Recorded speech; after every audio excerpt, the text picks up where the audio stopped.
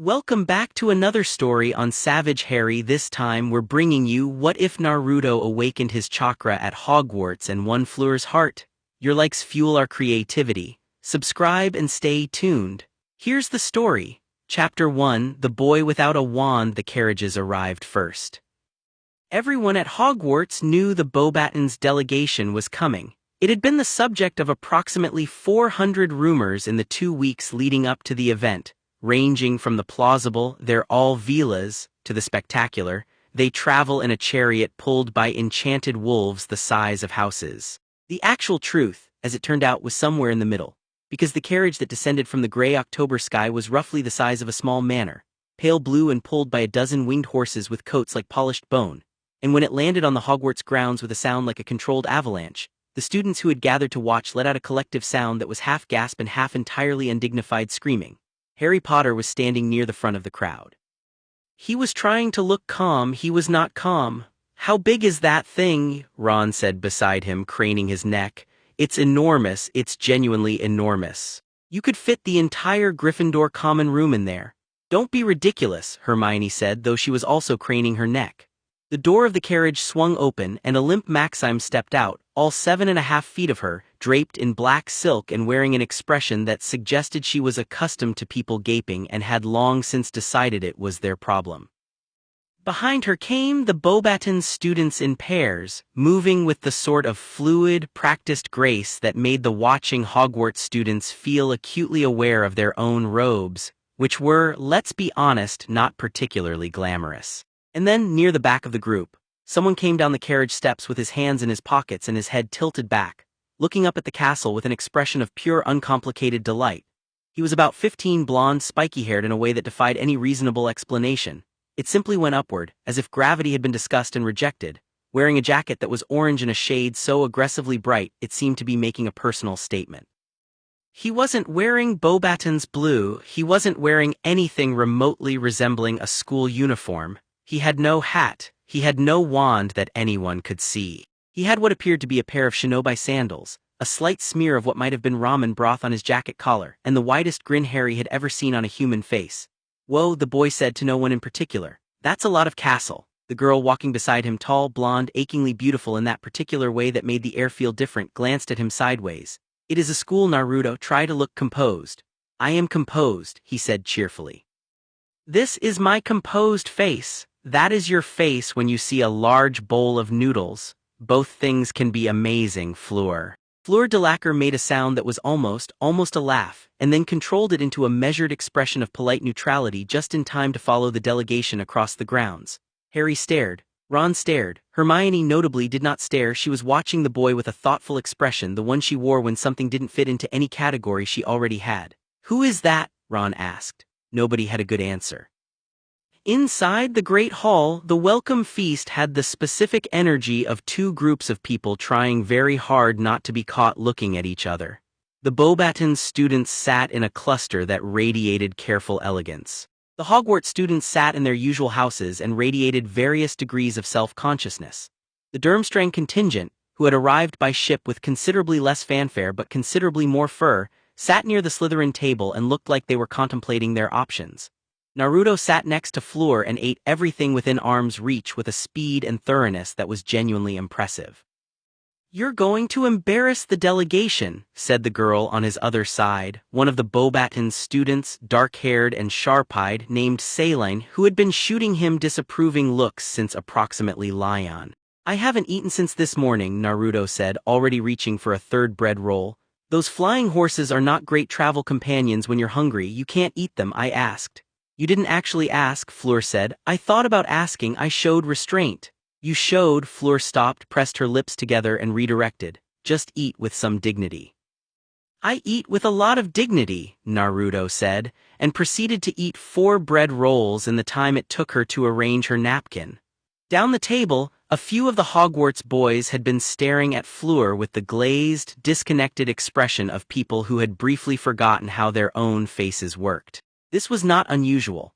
Fleur Delacour had a Veela grandmother, which meant that her presence operated on certain people the way a tuning fork operates on a wine glass, a specific frequency, applied with enough intensity until something gives. Most males within a 20-foot radius were currently experiencing some variant of this. Naruto was eating a bread roll and reading the enchanted ceiling with audible appreciation. Cloud manipulation? Seriously. Someone enchanted the ceiling to do weather? That's incredible. Do they ever do lightning? I bet they do lightning. Fleur looked at him for a moment, then she looked at the boys who were staring at her. Then back at Naruto, who was now asking a nearby goblet whether the pumpkin juice was always this good or if it was a special occasion.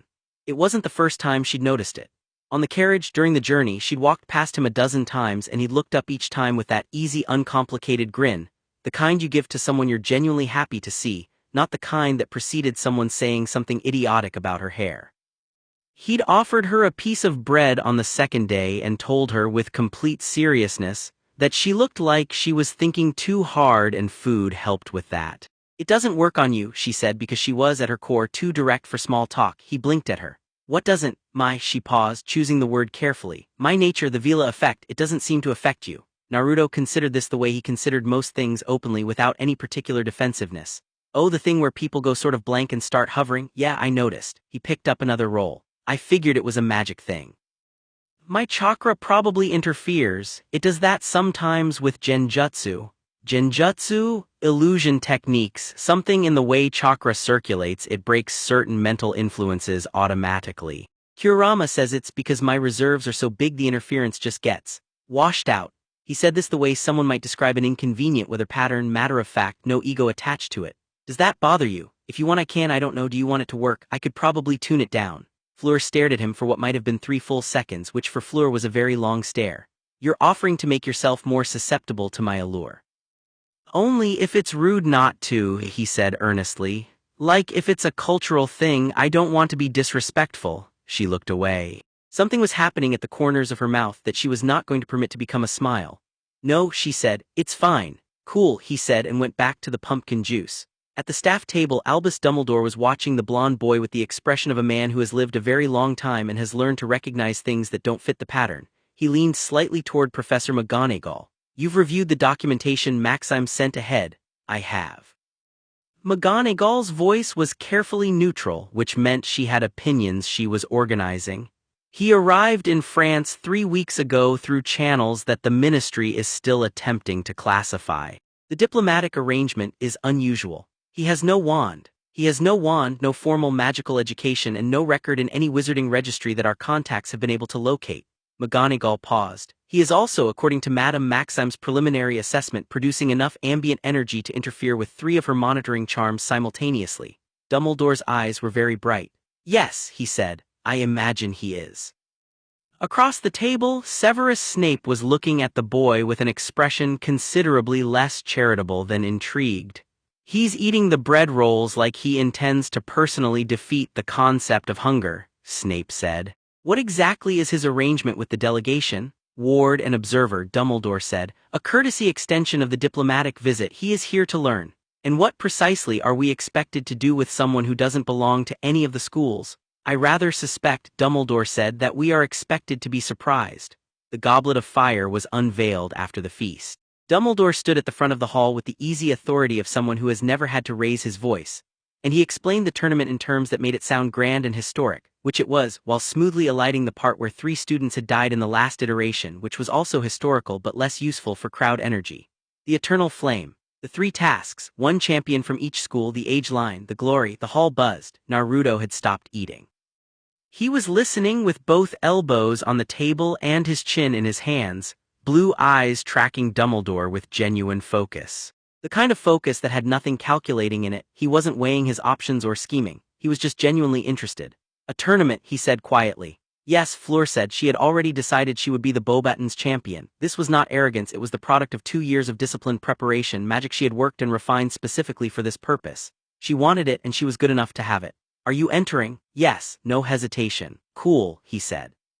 You'll do great. She turned to look at him, waiting for the qualifier, the but you're a girl or the it'll be dangerous though or any of the dozen variations of concern-shaped condescension she'd been collecting since she was 11. None came. He had gone back to watching Dumbledore with the same straightforward attention.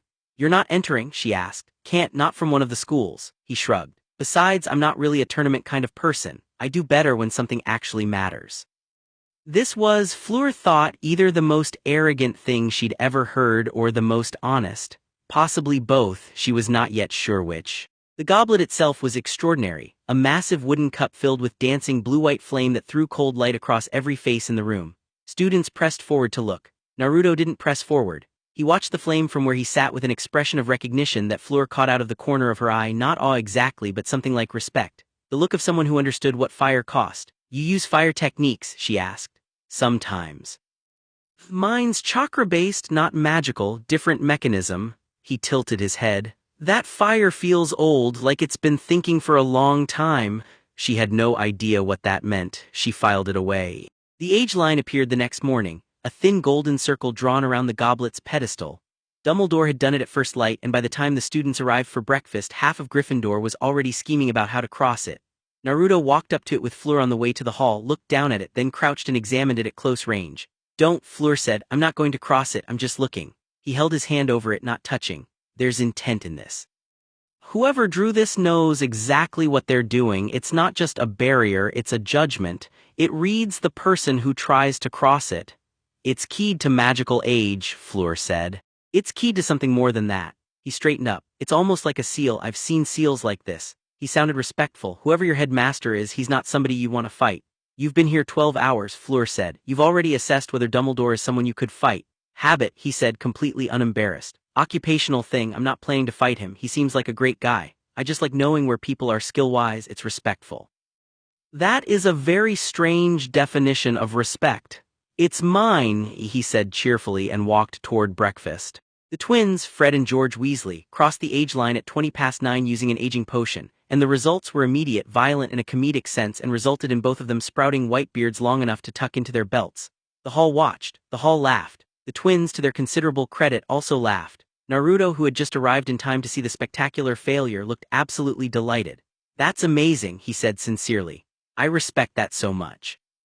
That was a really good try. Fred, or George, it was difficult, pointed at him from beneath his enormous new beard.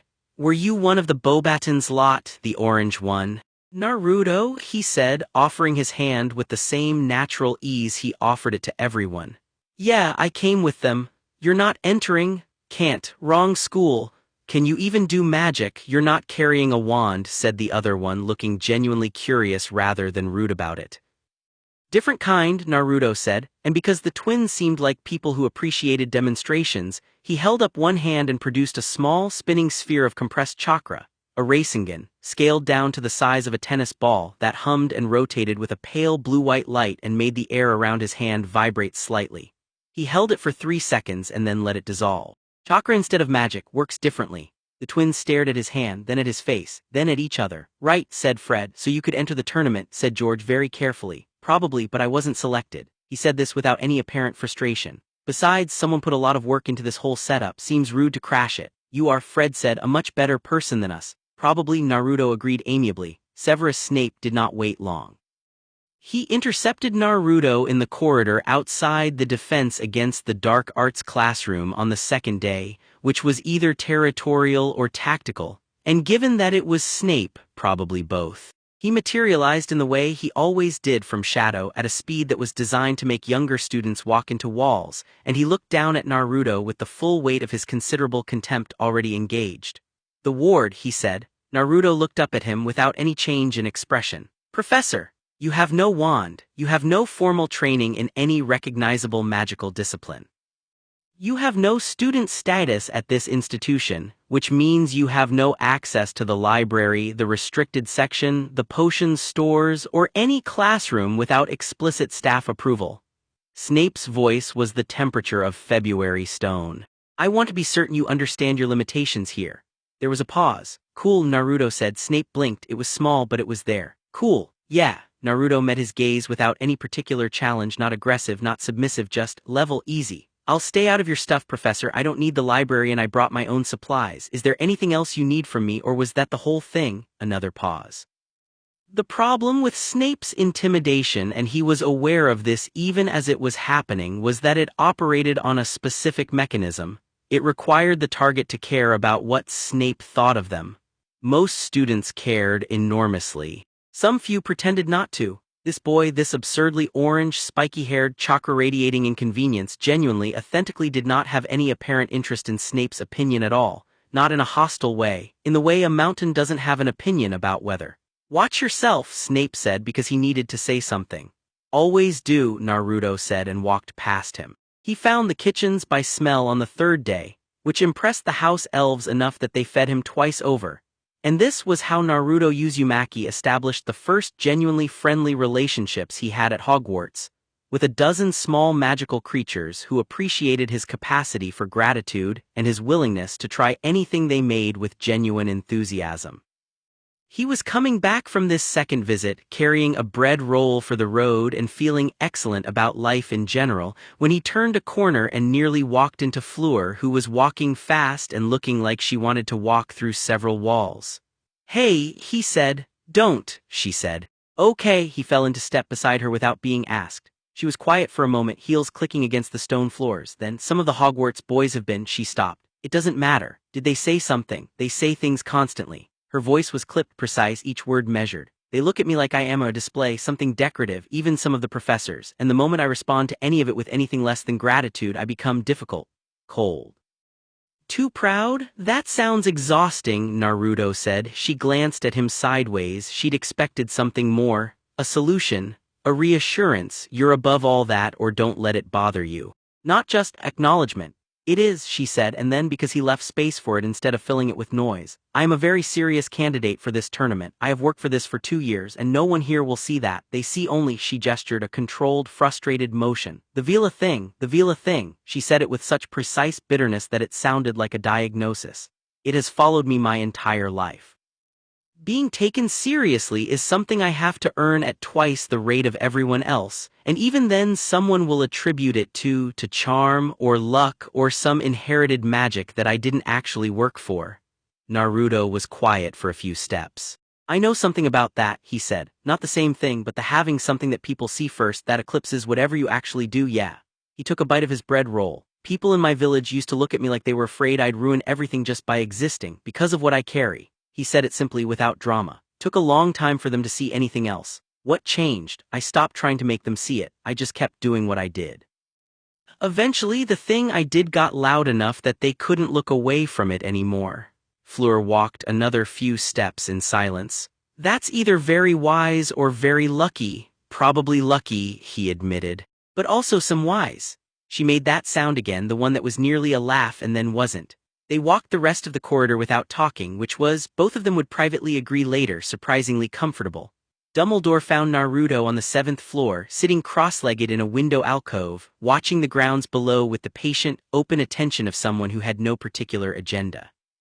He sat down across from him with the ease of a man who sits in window alcoves regularly, which he did. He had a bowl of lemon drops. He offered one. Naruto took it. "You've been examining the castle," Dumbledore said. "It's fascinating," Naruto said. "The magic here is old. It runs through the walls like the castle is a living thing. You can feel it if you push Chakra out a little." "And can you feel it?" "Yeah, it's not unfriendly." He ate the lemon drop. "It noticed me when I arrived, the castle, it kind of looked at me." Dumbledore smiled. "Hogwarts has been known to notice unusual things. She has a long memory." He settled back. "I understand you carry something significant." Naruto looked at him directly. "The seal on my stomach." "I am familiar with containment seals of a certain caliber," Dumbledore said, with the quiet weight of someone who chooses their words precisely.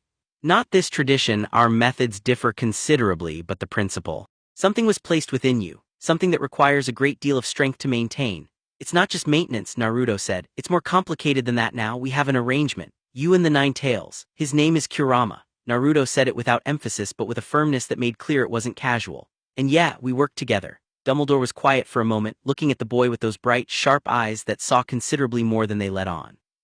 "You are not what I expected," he said at last.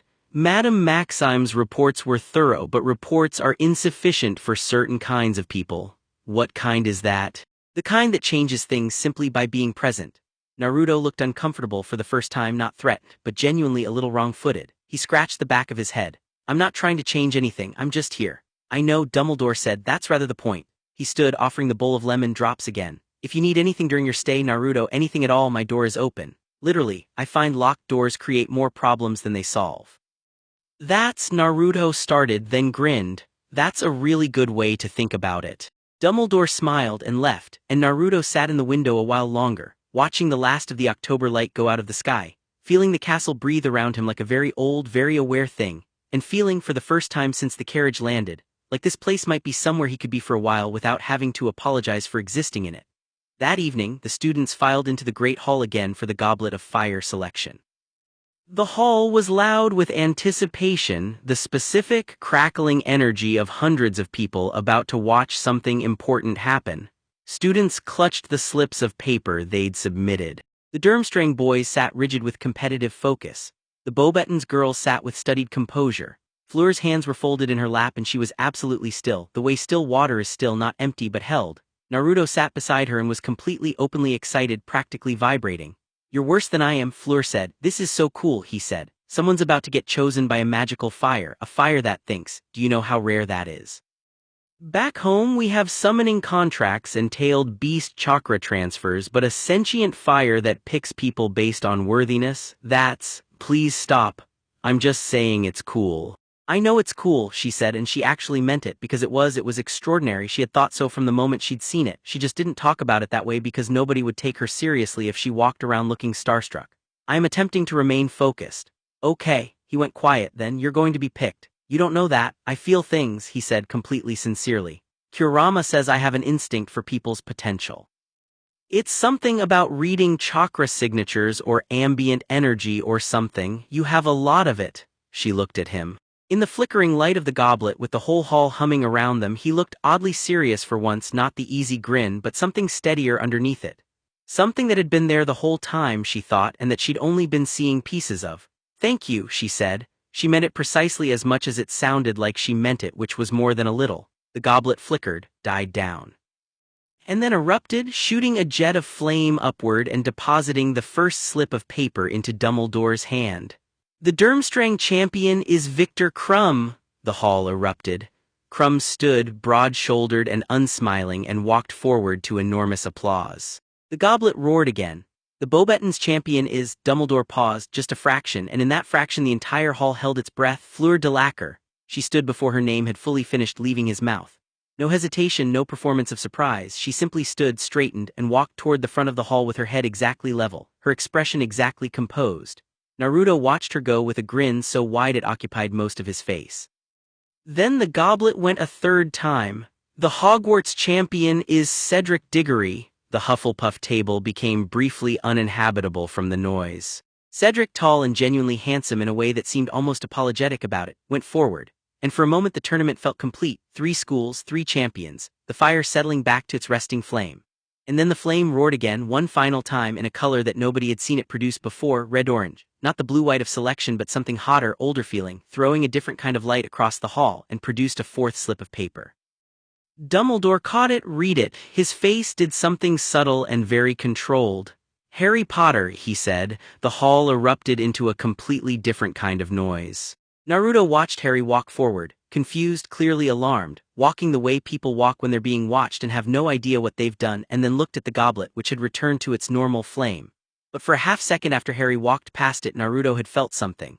Through the ambient awareness he kept running constantly, the low, baseline chakra sense that had been as natural to him as breathing for years, he had felt a hand, not a literal hand, a presence, intent.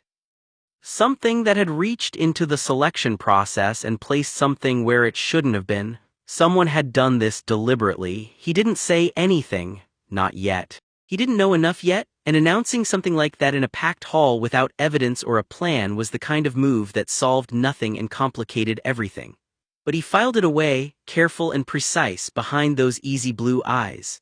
He looked up and found Fleur watching him from across the hall, returned from the back room where the champions had been taken momentarily. She'd come out to watch the commotion, and now she was looking at him with an expression he couldn't quite read, studying him the way he studied the castle, like there was something here worth understanding. He gave her a small nod. She gave him one back. Outside, the October wind was picking up, and somewhere deep in Naruto's gut, past the seal and the chakra and the years of scar tissue, Kurama stirred from something that was not quite sleep. "Something here smells wrong," the fox said in the private dark behind Naruto's ribs, his voice like gravel rolled in thunder. "Pay attention." "Already am," Naruto thought back. "Good, don't be an idiot about it. I'm never an idiot." Kurama made a sound that was eloquently skeptical. Naruto almost laughed. The hall buzzed and churned around him.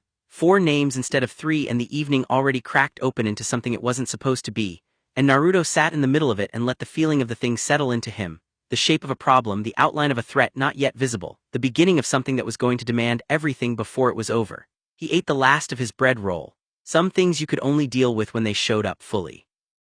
Until then, you paid attention, you stayed warm, and you didn't let the anxiety eat the present moment alive.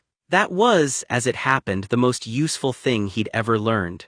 Chapter 2: Fire in the Water. The morning after Harry Potter's name came out of the goblet, Hogwarts had the specific atmosphere of a school that had collectively decided to have opinions about something and was pursuing those opinions with maximum enthusiasm and minimum accuracy.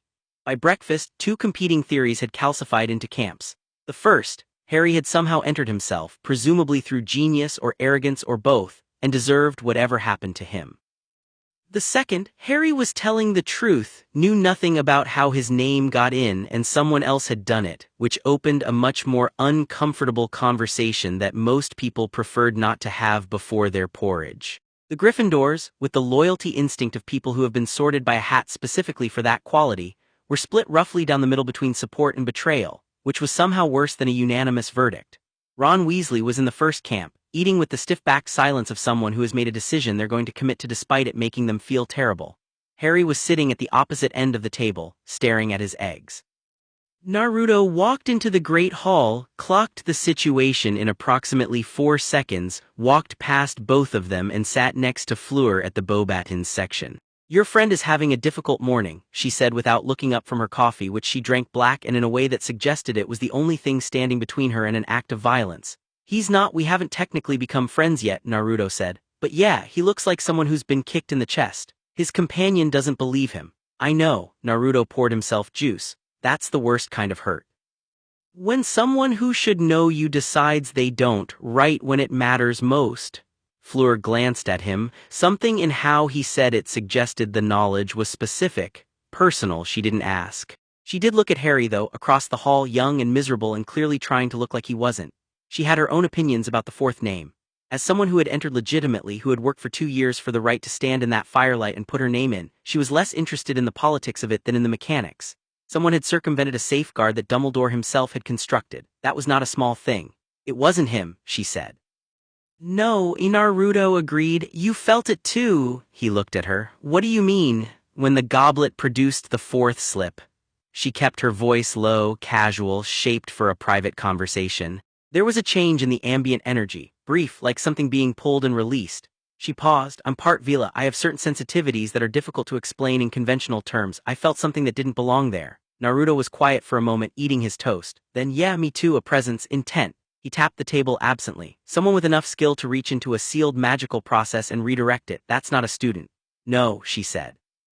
"It is not." They sat with that for a moment, 2 people who had both felt the same wrong note in the same piece of music and had each been wondering if the other had heard it. "Are you going to tell Dumbledore?" she asked. "What would I tell him? I felt a presence. That's not information, that's an impression." He shook his head. "I need to know more before it means anything. Until then I'd rather the person who did it not know I noticed." Fleur looked at him steadily. "You're not what I expected," she said. "People keep saying that," he said and grinned and ate his toast. The first task was announced 3 days later, dragons.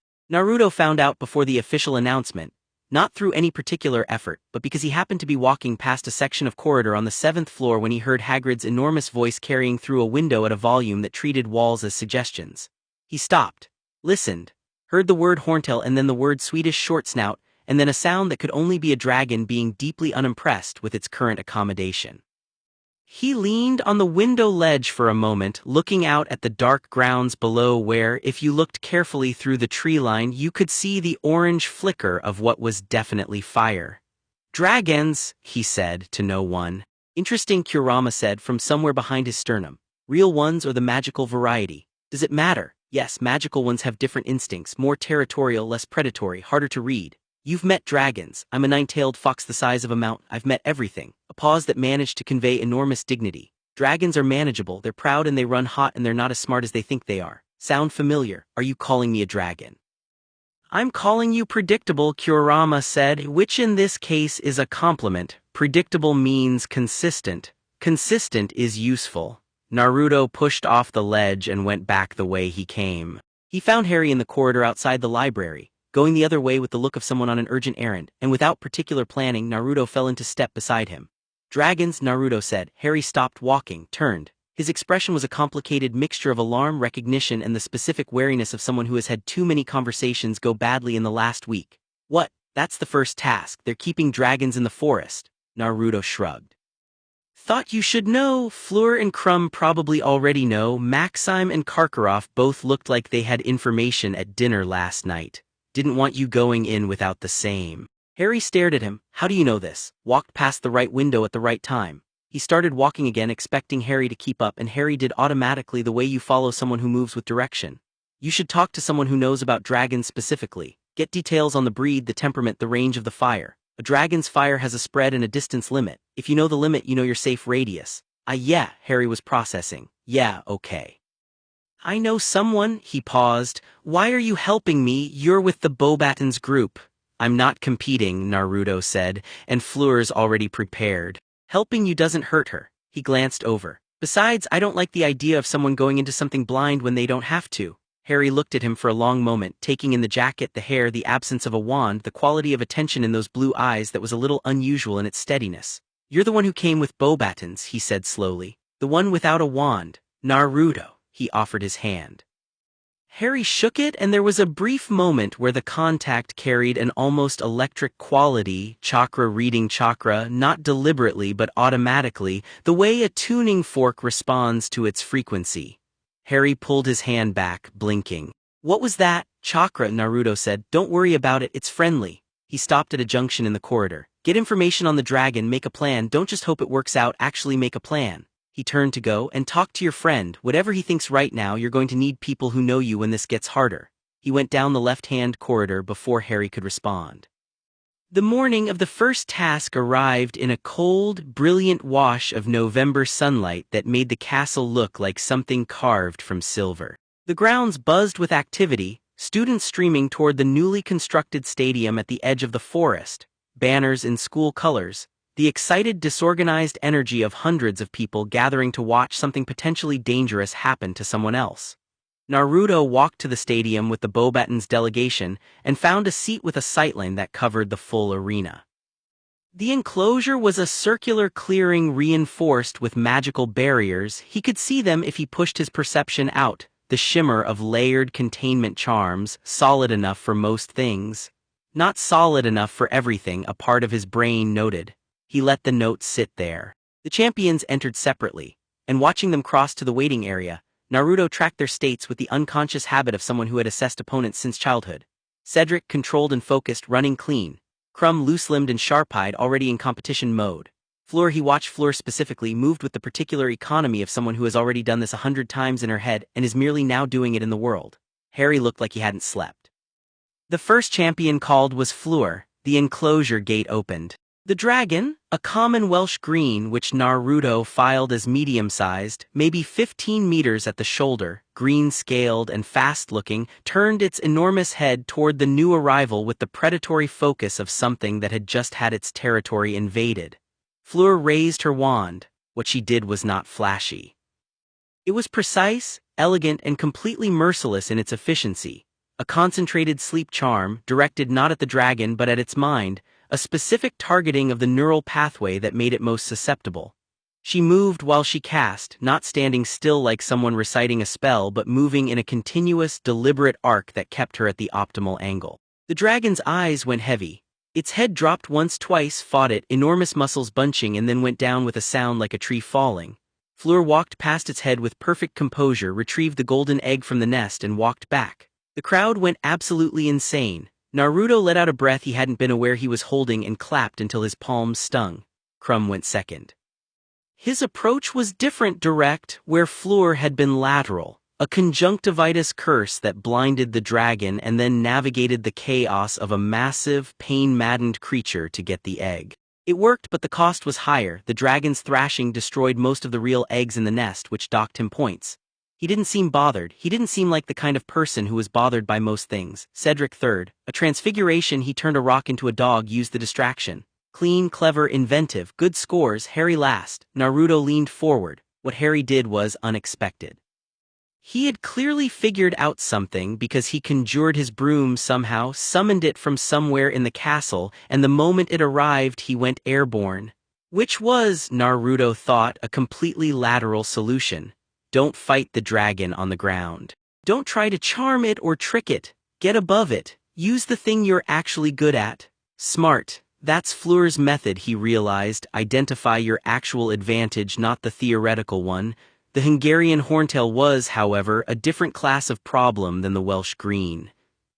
It was twice the size, chain still on it, with a tail that moved faster than a dragon that size had any right to move.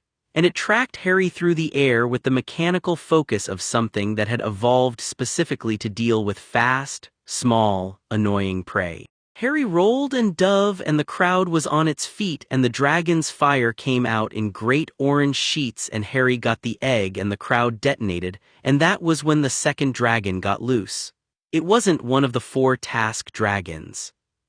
It was one of the transport dragons, a Welsh green female, older and larger than the task specimen, who had been contained in a reinforced pen at the far edge of the forest and who had, at the precise moment Harry's horntail lunged and strained against its chains and hit one of the barrier spells at full force, received enough magical disruption to weaken her own enclosure by about 30%. Which was, it turned out, exactly enough. She came through the tree line at a run, which was not how people generally expected dragons to move. They thought wings, they thought fire from above, but this one came ground level, fast and low, angled toward the crowd on the near side of the stadium where the barriers were thinnest. She was not specifically trying to hurt anyone. She was disoriented, stressed, and operating on the logic of a creature that had been confined for 3 days, and had just felt its enclosure fail. The problem was that she weighed approximately 4 tons and was heading for a section of stands containing, by Naruto's quick count, roughly 200 students.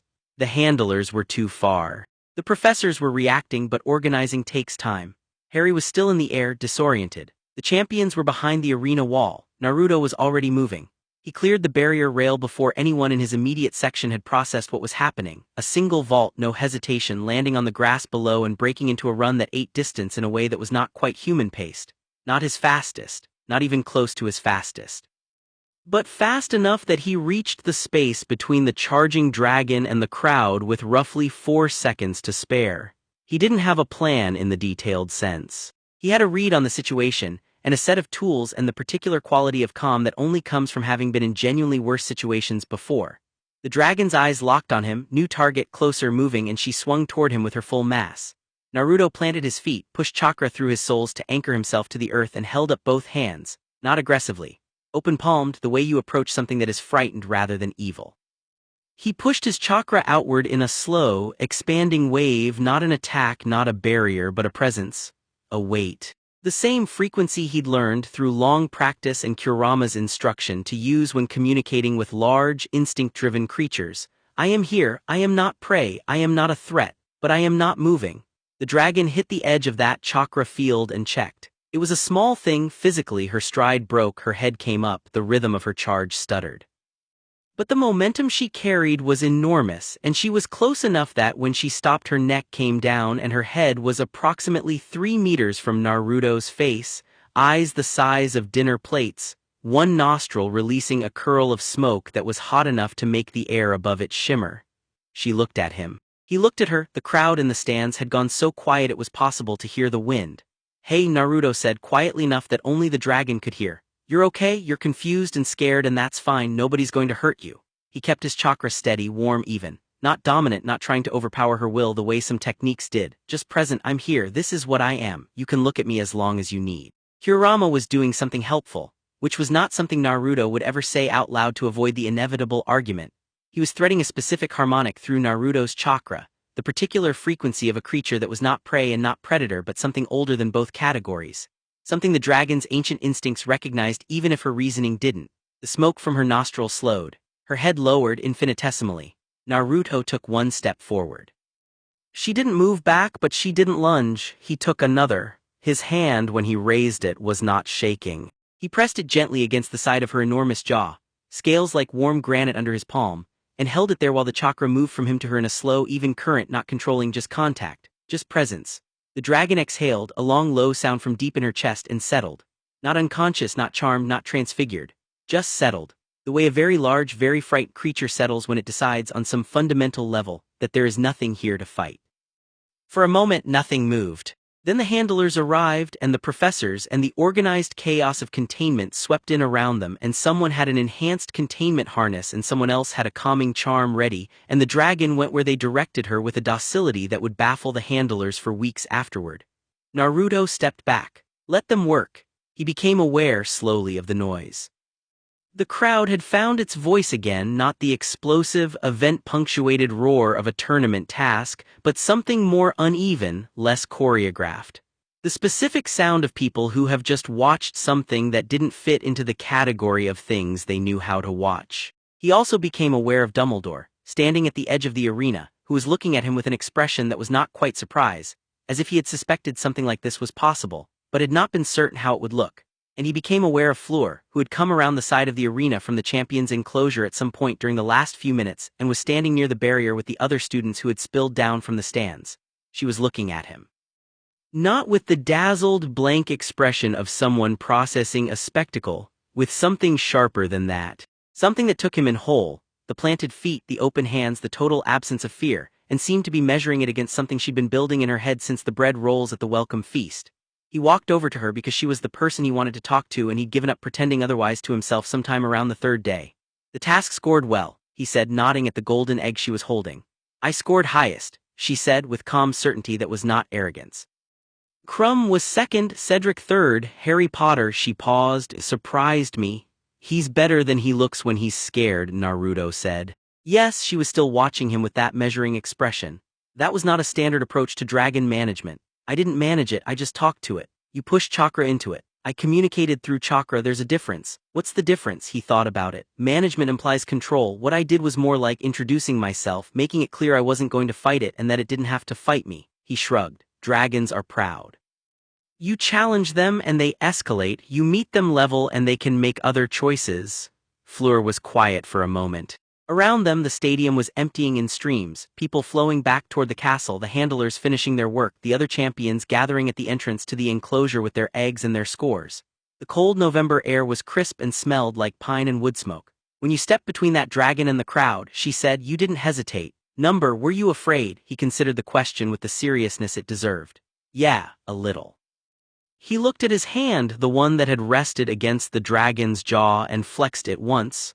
But being afraid and acting are two different things. The fear was there. It just didn't have anything useful to do, so I didn't give it the wheel. She looked at him for a long moment. You didn't have to do that. It wasn't your task. It wasn't your responsibility. There were 200 people in those stands, he said simply. There were handlers, professors, aurors posted at the perimeter. They were too far, so you went. So I went. She exhaled, not dramatically, but the specific exhale of someone releasing a breath they've been holding longer than the moment.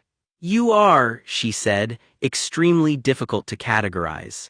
I've heard that, he said, and the grin came back easy, warm, the one that made you feel like the sun had come out while you were looking at something else. Is that a problem? She looked at him for one more moment with an expression that was precise and careful, and underneath it, absolutely not. No, she said. I don't believe it is. That evening, the champions and the visiting delegations gathered in the Great Hall for a brief post-task dinner that was less formal than a feast and more celebratory than a regular meal. The particular in-between event that schools produce when they want to mark something without committing to the effort of a real occasion. Naruto ate an extraordinary amount of food. This was not notable. What was notable was that Victor Crumb sat down across from him without warning, set down his plate, and regarded Naruto with the flat, direct assessment of someone who does not waste energy on social preamble. The dragon, Crumb said. How? Naruto looked up. Chakra communication. I've had practice with large creature systems. You are not a wizard, Number, but you have power.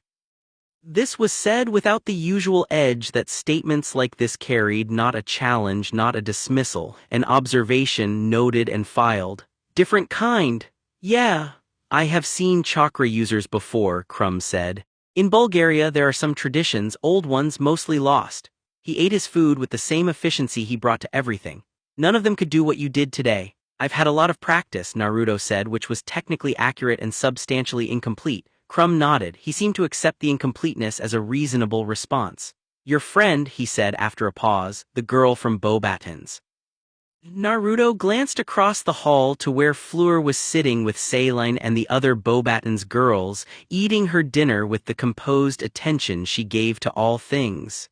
"She's not, we haven't technically," he stopped. "What about her?" "She is very good," Crumb said flatly. "Best magic I have seen from someone our age, precise, efficient. She will be difficult in the next tasks." "Yeah," Naruto agreed. "She also doesn't look at you the way she looks at most people." Naruto became occupied with his food at a slightly increased rate. Crumb ate in silence for a moment, and something that might have been a smile crossed his face and then left. "You should ask her to the ball," he said. "What ball?" Crumb raised an eyebrow. "The Yule Ball. It was announced this afternoon." He paused. "You did not hear the announcement." "I was on the roof," Naruto said. "There's a spot up there, good wind," he processed. "A ball. Like a formal dance event." "Yes, huh." He looked across the hall at Fleur again. She was talking to Saline, laughing at something, and the expression on her face when she laughed was completely different from the expression she wore the rest of the time, open, unguarded, genuinely amused. He'd only seen it a few times, and each time it had felt like finding a window in a wall. She'd probably already have someone asking her. "She has turned down 7 people since the announcement," Crumb said with the calm of someone reporting weather conditions. "7, since this afternoon? The Hogwarts boys are not known for their patience." Crumb stood, collecting his plate. He looked down at Naruto with an expression that was, if not warm, at least something adjacent to respect. "You stopped a dragon with your hands. I think you can ask a girl to a dance." He paused. "Also, I am asking Granger." He walked away. Naruto stared at the space he'd occupied for a moment, then looked at Fleur again. She happened to glance up at that same moment across the length of the hall, and when their eyes met she didn't look away first. Neither did he. He grinned. She gave him the smallest, most controlled smile he'd ever seen, which on her face was enormous. He found her after dinner, in the corridor off the entrance hall where the Beauxbatons students were housed in a wing Madame Maxim had organized. She was standing at a window, reading something, an actual book, not magical, the spine worn in a way that suggested it was old and loved, and she looked up when he arrived without any particular surprise, as if she had been expecting him, or at least not expecting him. 7 people, he said. She looked at him steadily. 8 by the time the meal ended. That's a lot. It was a very tedious afternoon. She closed the book. Were you coming to make it 9? Depends on how you count, he said. I wasn't planning to ask you in the style where you get turned down. I was planning to ask you in the style where you actually might want to come. Her expression didn't change, but something behind it did, shifted slightly, the way light shifts when clouds move. And what style is that? Honest, he said. I like spending time with you, not because of the Veela thing and not because you're going to win this tournament, although both of those things are true. Because you're the most interesting person I've met since I got here, and I'd like to spend an evening doing something other than watching you perform for people who don't deserve the performance. He said it the way he said everything, directly, without armor, not as a line but as a fact he'd identified and decided to share. That's it, that's the ask. Fleur was quiet for a long moment. Outside the window it had started to snow, the first snow of the season, light and tentative, falling through the castle's lights in bright scattered flecks. You are the first person, she said slowly, who has asked me to an event and made it sound like the point was me, specifically, not the occasion. It is you specifically, he said. I genuinely couldn't care less about a ball. You don't dance. I do not, he said with great confidence. I can learn. She looked at him long enough to actually look, to take in the openness of him, the quality of attention, the complete absence of performance in anything he did or said, and something in her expression did the thing it almost did in the corridor when he talked about being seen as something other than what he was. It softened, not weakened. Just softened, the way materials that are genuinely strong can afford to. Yes, she said, I'll go with you. He smiled, not the wide, automatic grin but something quieter. The real one, she would think later, the one underneath. Cool, she almost laughed. Naruto, yeah, you still have dragon smoke on your jacket. He looked down, she was right. There was a slight scorch mark on the orange that he hadn't noticed and a smell of wood smoke that had been following him since the afternoon. Oh, huh. It's very you, she said, and opened her book again in a way that was technically the end of the conversation but practically nothing of the sort, because there was a smile on the edge of her mouth as she read that had not been there before. Naruto stood there for one more moment, feeling the particular quality of a thing that has just begun, not quite sure of its shape yet, not quite named, and then headed back through the castle with his hands in his pockets and the first snow of the year falling outside every window he passed. You're smiling, Kurama observed. She said yes, Naruto said. I know, I was there, I'm always there, it's deeply inconvenient. Does it bother you, the romantic stuff? a pause of enormous dignity. I am a nine-tailed fox who has existed for centuries and witnessed the rise and fall of civilizations. I do not have feelings about whether a teenage boy is going to a dance. Cool, Naruto said. She's good for you, Kurama said gruffly immediately and then went very quiet. Naruto kept walking, smiling at the stone corridor ahead of him, feeling the castle hum its old awareness around him and the snow fall outside and something building in this strange, magic-soaked place that felt surprisingly not unlike home. Except he was still going to need to learn to dance, which was going to be a separate problem entirely. Chapter 3: The Language of Chakra. The snow that had started tentatively on the night of the first task made up its mind overnight and committed. By morning, Hogwarts wore 3 inches of it on every horizontal surface: the battlements, the windowsills, the heads of the stone gargoyles who looked, if anything, mildly annoyed about it.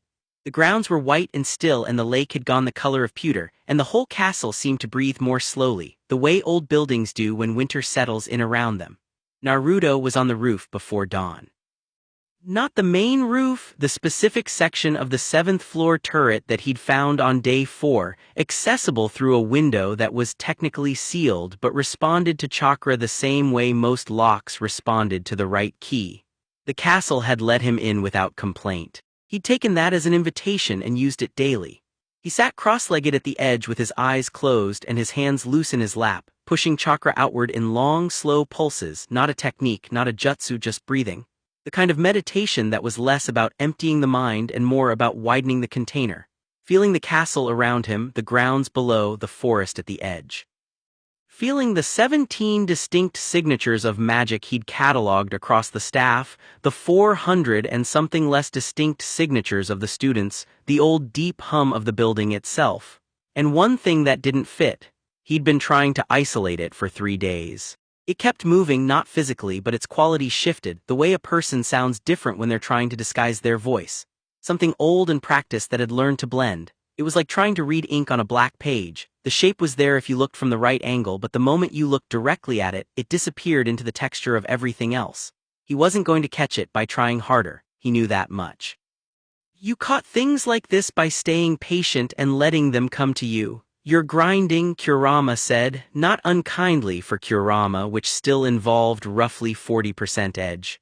I'm being thorough.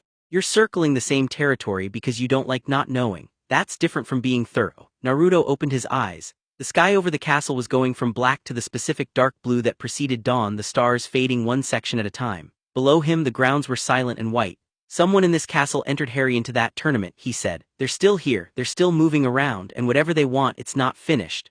Obviously. Kurama's presence shifted, settled, but you can't find them by staring at the dark. You find them when they move, so stop looking for where they are and start thinking about what will make them move. The tasks, Naruto said slowly. The tasks, this whole tournament was the mechanism, watch the mechanism. Naruto sat with that for a moment, then nodded. Okay, also you should go inside, you've been up here for 2 hours and you're going to freeze. I don't get cold, you're sitting in 6 inches of snow. He looked down. He was in fact sitting in 6 inches of snow which had accumulated around him during his meditation. Huh, idiot, Kurama said with what was definitely not fondness. Alastor Moody, or the thing wearing Alastor Moody's face and doing it convincingly enough that 40 years of wizarding experience hadn't cracked the performance, had noticed Naruto Uzumaki on day 1. This was professional. Bartemius Crouch Jr. was not a man who missed new variables in his operating environment, and Naruto was a very significant variable. An energy source outside the wizarding system, unknown to the ministry, unregistered and unclassifiable, operating on mechanics that no available text could fully explain. He was, in the terminology of someone who thought in terms of weapons and leverage, a wildcard, and wildcards needed to be understood, contained, or redirected. He'd been watching the boy with the specific patience of someone who had learned in Azkaban that patience was the only currency that held its value. What he saw was interesting. The boy was not naive. That had been Crouch's initial assumption. Another young fool with power he didn't understand, easy to flatter and point. But Naruto moved through Hogwarts with a quality of awareness that was not typical of someone his age, and when he was still, which he sometimes was unexpectedly in the middle of motion, he was the kind of still that suggested he was listening to something nobody else could hear. He was also, which was significant, completely fearless in a way that didn't read as bravado. Not performing courage, just not afraid. The dragon incident had recalibrated Crouch's assessment considerably. The boy had read the situation, made a decision, and acted all within seconds, and what he'd done had worked not through power in the conventional sense but through something more fundamental. Something that even the dragon had responded to as if it were a language it already knew. That kind of person required careful handling. He intercepted Naruto in the Dada corridor after lunch on a Tuesday, which was Crouch's preference for initial contacts, midday, routine hour, nothing to suggest the meeting was constructed. Uzumaki! The moody voice was gravel and tobacco with an underlying resonance that was difficult to place. The magical eye swung toward him with its characteristic unnerving rotation. A word. Naruto looked at him without any visible tension. Professor, walk with me. Crouch Moody turned down the corridor without waiting, and Naruto fell into step beside him with the easy compliance of someone who doesn't feel threatened by the request. That itself was data. The first task, Crouch said, what you did with the Welsh green. Not my smartest move in retrospect, Naruto said.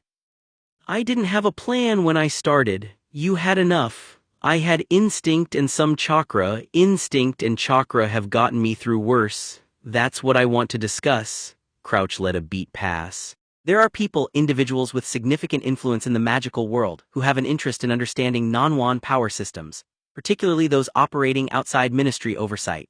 He kept his voice measured, professorial, curious rather than urgent. The diplomatic channels that brought you here are thin. Your position in this institution is technically unregistered. That leaves you without protection. Naruto walked 3 steps before responding. Protection from what? From people who will want to use what you are, Crouch said, with the kind of frank directness that was designed to sound like honesty because it contained a fact inside a manipulation. You're an unknown element, boy. In a world where power is documented, classified, and controlled, you're undocumented. That makes you either very free or very vulnerable, depending on who finds you first. And you're telling me this because you want to help, Naruto said, completely flat, not sarcastic, flat. I'm telling you this because forewarned is forearmed. Right. Naruto glanced at him sideways, a brief look calibrated. And if someone wanted to bring me into their documentation system, have me registered, assessed, all that, would that make me safer or would it make me easier to track? Crouch kept his expression steady. The boy was sharper than the dragon incident had even suggested. That would depend on who was doing the registering. Yeah, Naruto said, that's what I thought. He stopped walking. Not aggressively, just stopped casually, hands in his pockets in the way of someone who has decided the conversation has reached its useful point and doesn't need to continue past it. I appreciate the heads up, Professor. I'll keep my eyes open. He turned and walked the other way. Crouch watched him go with the magical eye tracking past walls and corners and filed the assessment, not naive, not susceptible to the straightforward approach, would require something more indirect, but also genuinely independent, not attached to an institution or a system. That quality properly leveraged could still be useful. Someone who didn't belong to anyone was someone who could, in the right circumstances, be pointed. He had time. The tournament was his timeline and he controlled it. He could afford patience. He turned and walked toward his office, already restructuring his approach. Hermione Granger found Naruto in the library on Wednesday afternoon, which surprised him because he wasn't in the library. He was sitting outside the library on a window seat reading something that was not a book but a scroll which he'd produced from somewhere about his person, and she walked past him twice before stopping. That's not a wizarding text, she said. He looked up. Number, it's a jutsu theory scroll, sealing mechanics. He held it up briefly, dense, handwritten notation that bore no resemblance to any script she recognized.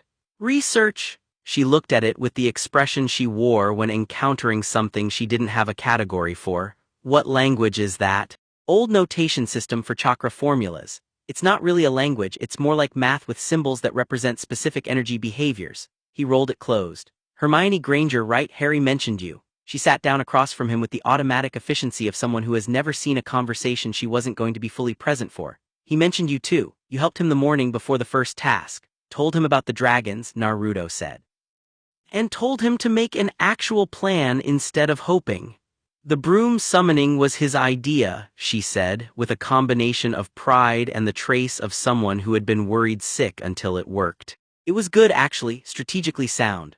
Yeah, it was. He looked at her properly. She had the quality that people who were very smart sometimes had, not a hardness but a density, like she was taking in more information per second than most people process per minute, and doing something active with all of it.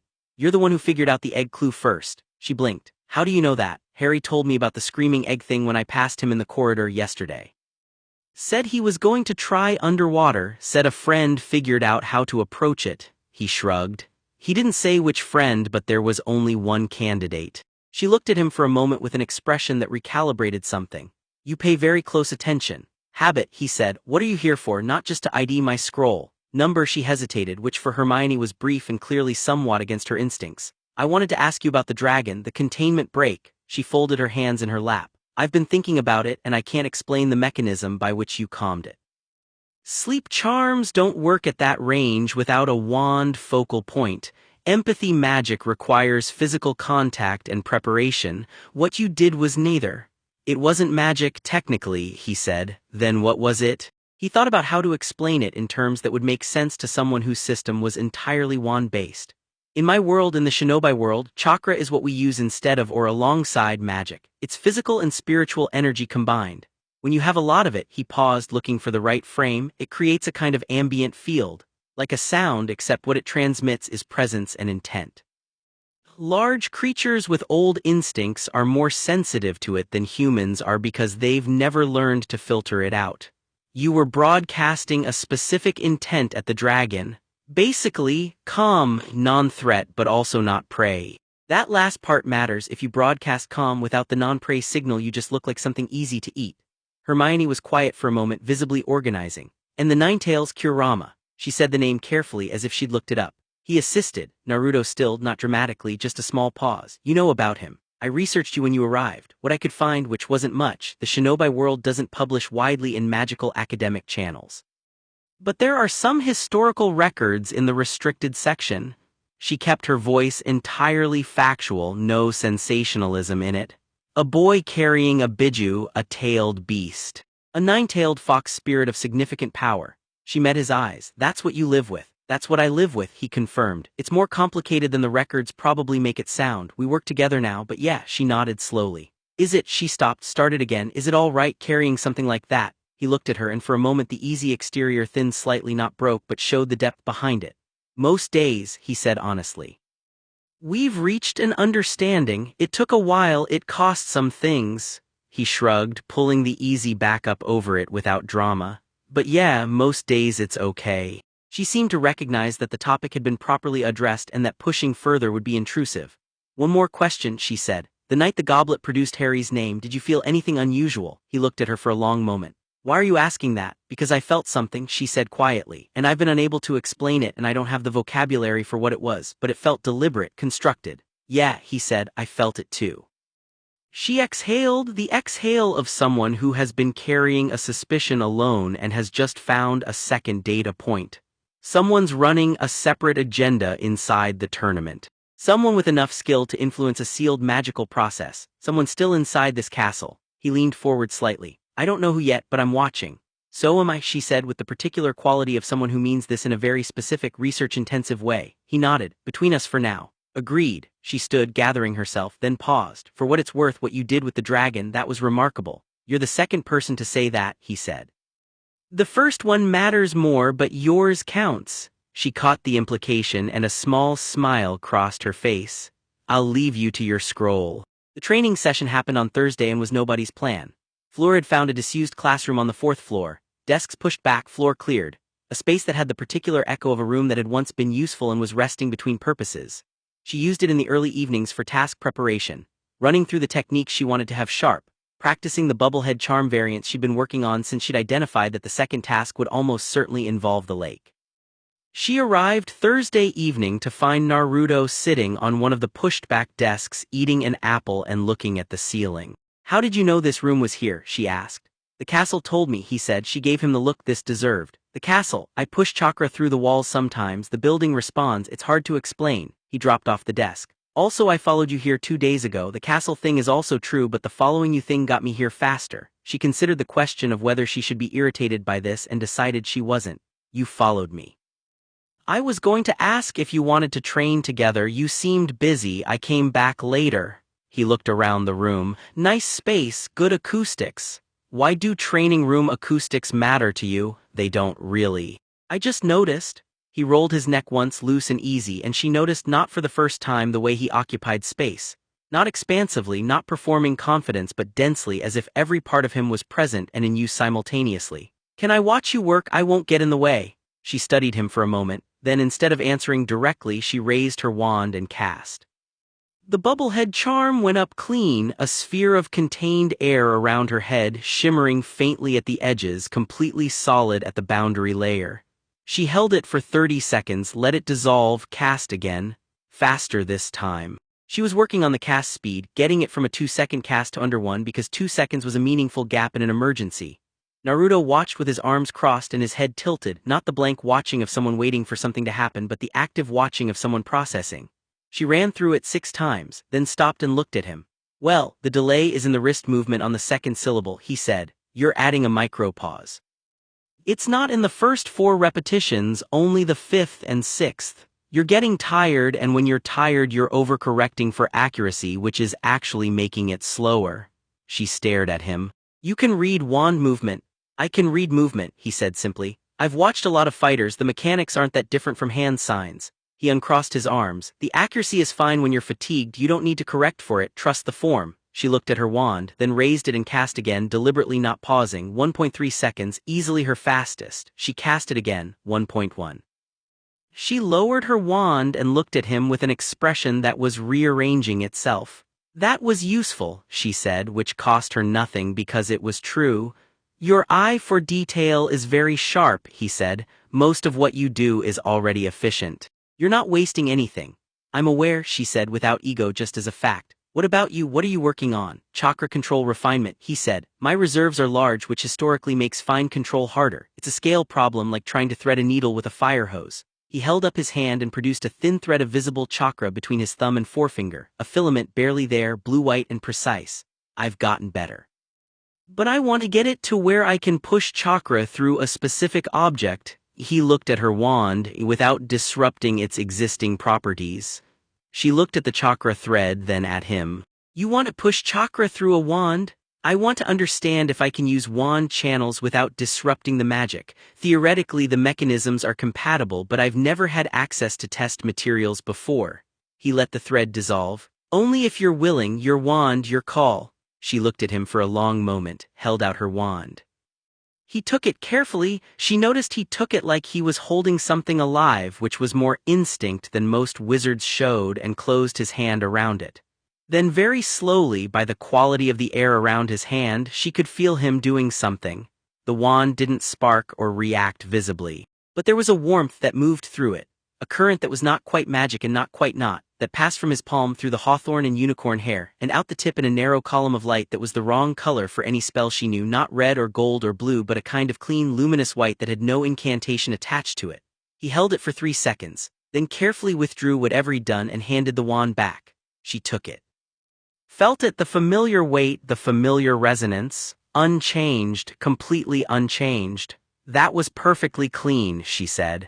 "The channels are compatible," he said with the satisfaction of someone whose hypothesis has been confirmed.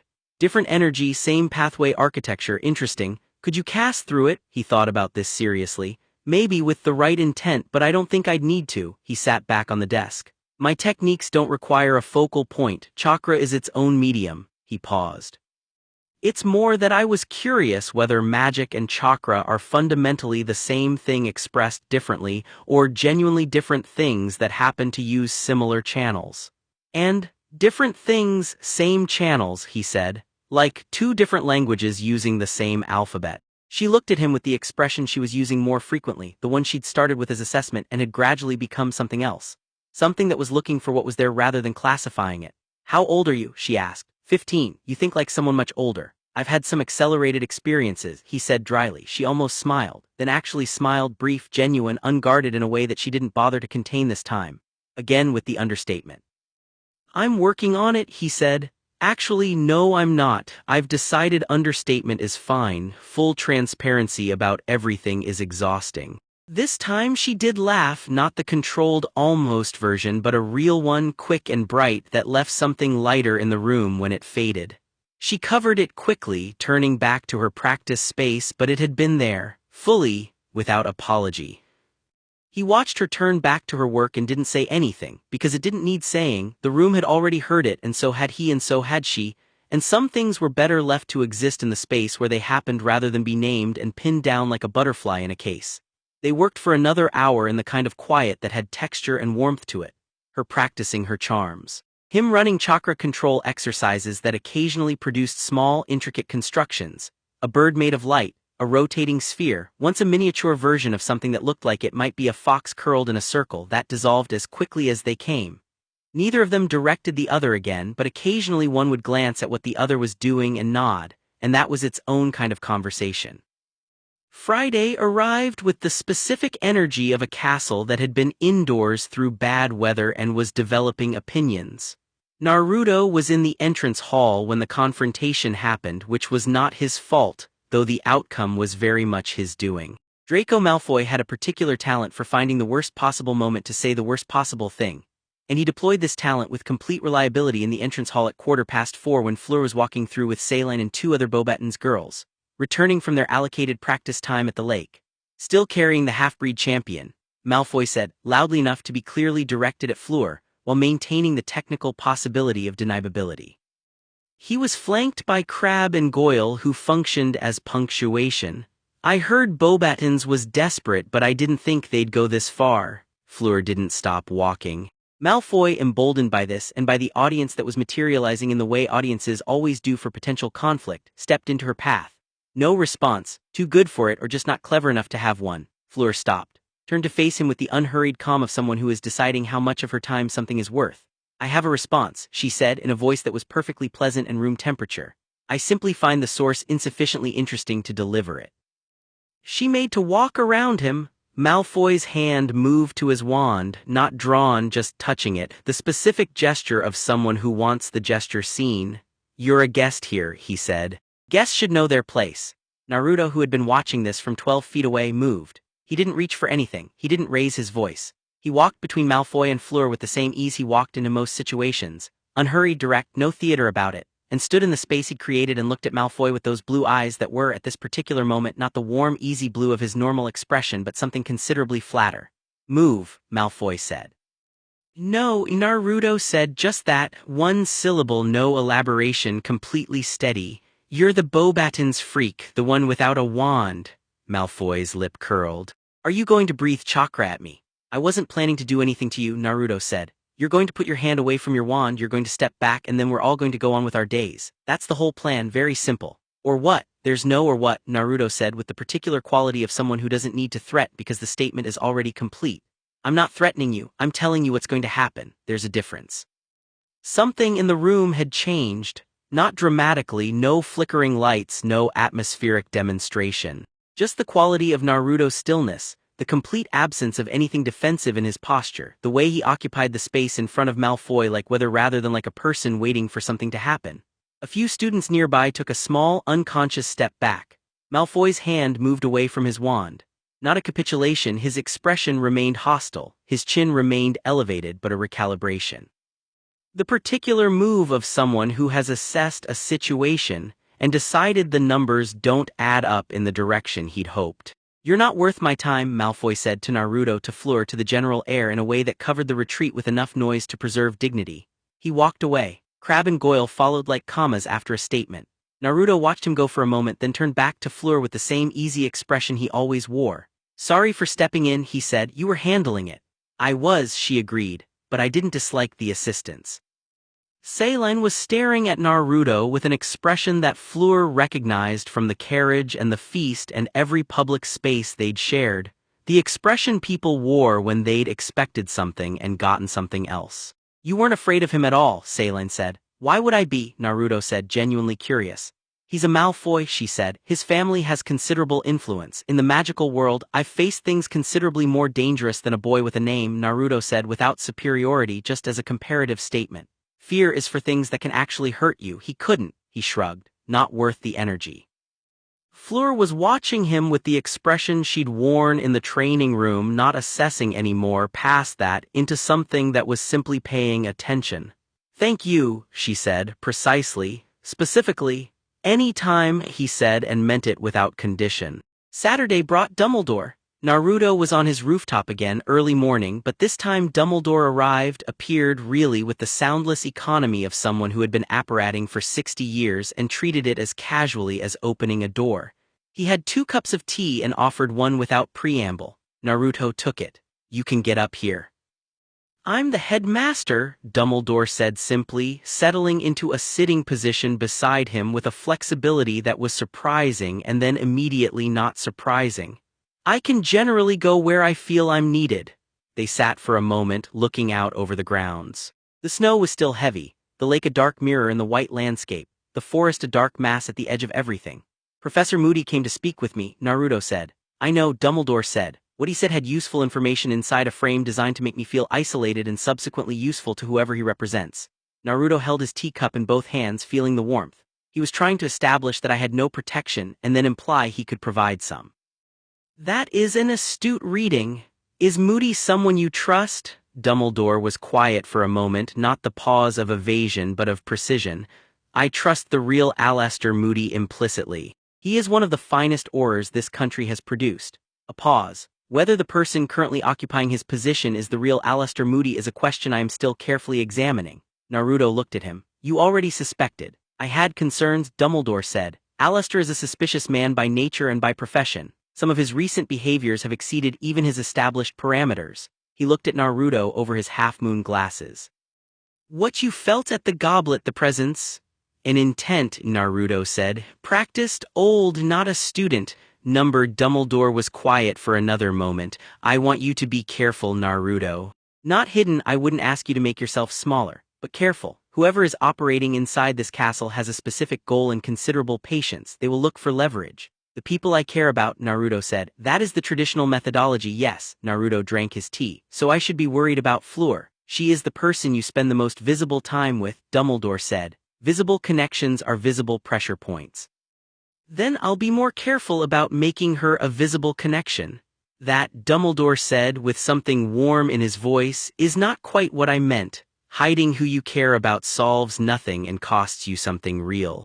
I meant only to make you aware." Naruto nodded. "Aware I can do." He looked at the lake. "The second task, Harry needs help again. The egg clue, I heard him in the corridor last night. He hasn't cracked it yet. He'll find his way." "He will," Naruto agreed, "but finding your way and finding it with time to prepare are different things." He glanced sideways. "I'm not the boy's babysitter, I don't like people going in blind." "You never do," Dumbledore said. It was said with warmth and a weight that suggested the observation went beyond Tuesday afternoon. "It is one of your most useful qualities, and one of your most dangerous ones." "Yeah," Naruto said, "I know." They sat until the tea was finished, and the dawn came up over the castle in long horizontal bands of gold and rose, and the snow caught the light and held it, and the castle breathed around them both with its old, aware patience. When Dumbledore left, he paused at the window. "One more thing," he said. "Kurama," Naruto turned. "Tell him," Dumbledore said with the smile of someone who has read something very old in a very unusual library, "that Hogwarts says hello." He stepped through the window and was gone. In the quiet behind Naruto's sternum, Kurama was very still for a long moment. "That man," the fox said finally, "is considerably more than he looks."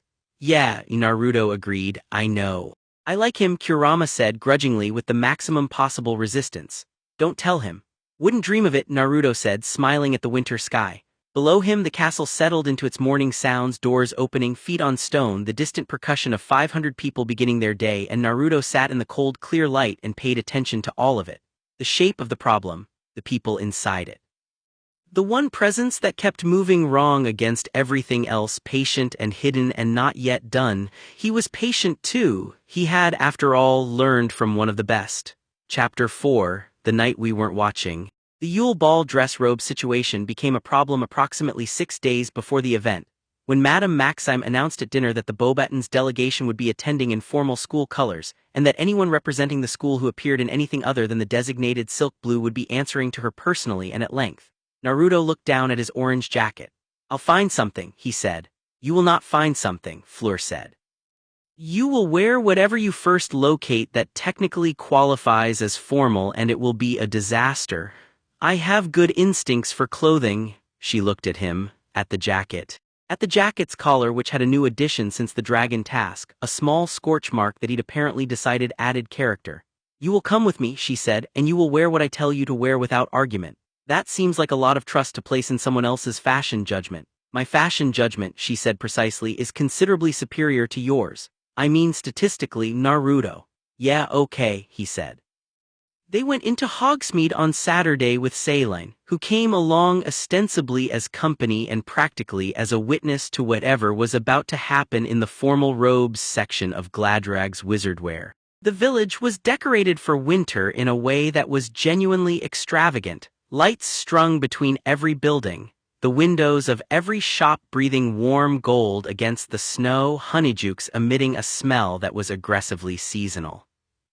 Naruto walked through it with the same open attention he brought to everything new, his head moving between the decorated shop fronts and the faces of people passing, and the particular way the cobblestones had been cleared and re-iced at the edges in a pattern that looked accidental but wasn't. Fleur walked beside him at a pace that was purposeful without being rushed. She had a list. "You've been to Hogsmeade before?" she asked. "First time," he said. "Smaller than I expected, but dense, lots of magic in a small area it stacks. Back home we have places like this. Old villages where enough people have used techniques for long enough that the ground itself picks it up. Residual chakra in the earth, residual everything," he said. "Intent, practice, memory, places remember what happens in them." He glanced at her. "You know this village well. We've been here several weekends," she said. "It's pleasant." She paused. "Better in the snow." Saline, walking slightly behind them, was doing the thing she'd been doing for 2 weeks, watching the two of them talk and making the face of someone assembling a puzzle they've already guessed the image of. Gladrag's was warm and cluttered and smelled of cedar and something floral that was probably enchanted. The formal robes section occupied the back half of the shop, arranged by color in a way that was visually impressive and practically challenging. Fleur moved through it with the efficiency of someone who knew exactly what she was looking for, pulling things from racks with the quick, decisive motion of someone whose eye was calibrated. She pulled a set of dress robes in deep midnight blue, not the light blue of the Beauxbatons uniform but something darker, closer to the sky before dawn with simple silver at the cuffs and collar. She held it up against Naruto. "This," she said. He looked at it. "It's very blue. It's very not orange," she said, "which is the point. I like orange. I know you like orange. The entire magical world knows you like orange. Tonight you will try something different." She pushed the robes at him. "Try them on." He disappeared into the fitting room and came out 2 minutes later. The robes fit well. He had the kind of build that wore formal clothes easily without trying, broad-shouldered and straight-backed in a way that had nothing to do with posture training and everything to do with years of physical discipline. The dark blue was, objectively, very good against his coloring. The silver caught the shop's light. Fleur looked at him for a moment without saying anything. "Well," he said. "They're acceptable," she said. Saline, from behind a rack of dress robes she had absolutely no intention of buying, made a sound that she converted into a cough. "You look good," Naruto said to Fleur before she could move on to the next item on her list. She was already in her ball gown. She'd brought it from France, of course, because she'd known what she was wearing since August. It was silver gray, simple in construction and extraordinary in effect, cut with the kind of precision that made simple look deliberate. She had her hair down, which was different from her usual arrangement, and it caught the shop's warm light in a way that had nothing to do with Veela, and everything to do with the particular quality that she carried even when she wasn't trying. "Thank you," she said, the same precision she always used, but she held his gaze for a moment longer than the words required. He bought the blue robes. They walked back through the village in the late afternoon light, Saline having manufactured a reason to stop at Honeydukes that gave them approximately 10 minutes of unaccompanied walking through the snow-quiet streets. "Are you nervous?" he asked. "About the ball?" "No," she said immediately, then, "a little about the dancing." He looked at her sideways. "You're nervous about dancing, you who charmed an adult dragon into unconsciousness with 3 wand movements." "Dancing in front of people is different from fighting a dragon," she said with absolute seriousness. "The dragon cannot judge my technique. People can't either if you're good enough." "I am good enough," she said without any doubt. "But I'm also," she paused, considering whether to say the next thing, and decided, as she had been deciding more frequently, that honesty cost less than it used to. "When I dance, people look at me. They always look at me, but it feels different at a formal event, more examined, more like being assessed than being seen." He thought about this for a moment. "When I was a kid," he said, "I used to do everything loud. Big gestures, big announcements, loud techniques. Not because I was confident, the opposite. If people were going to look at me, I wanted to control what they were looking at. Make it something I chose." She glanced at him.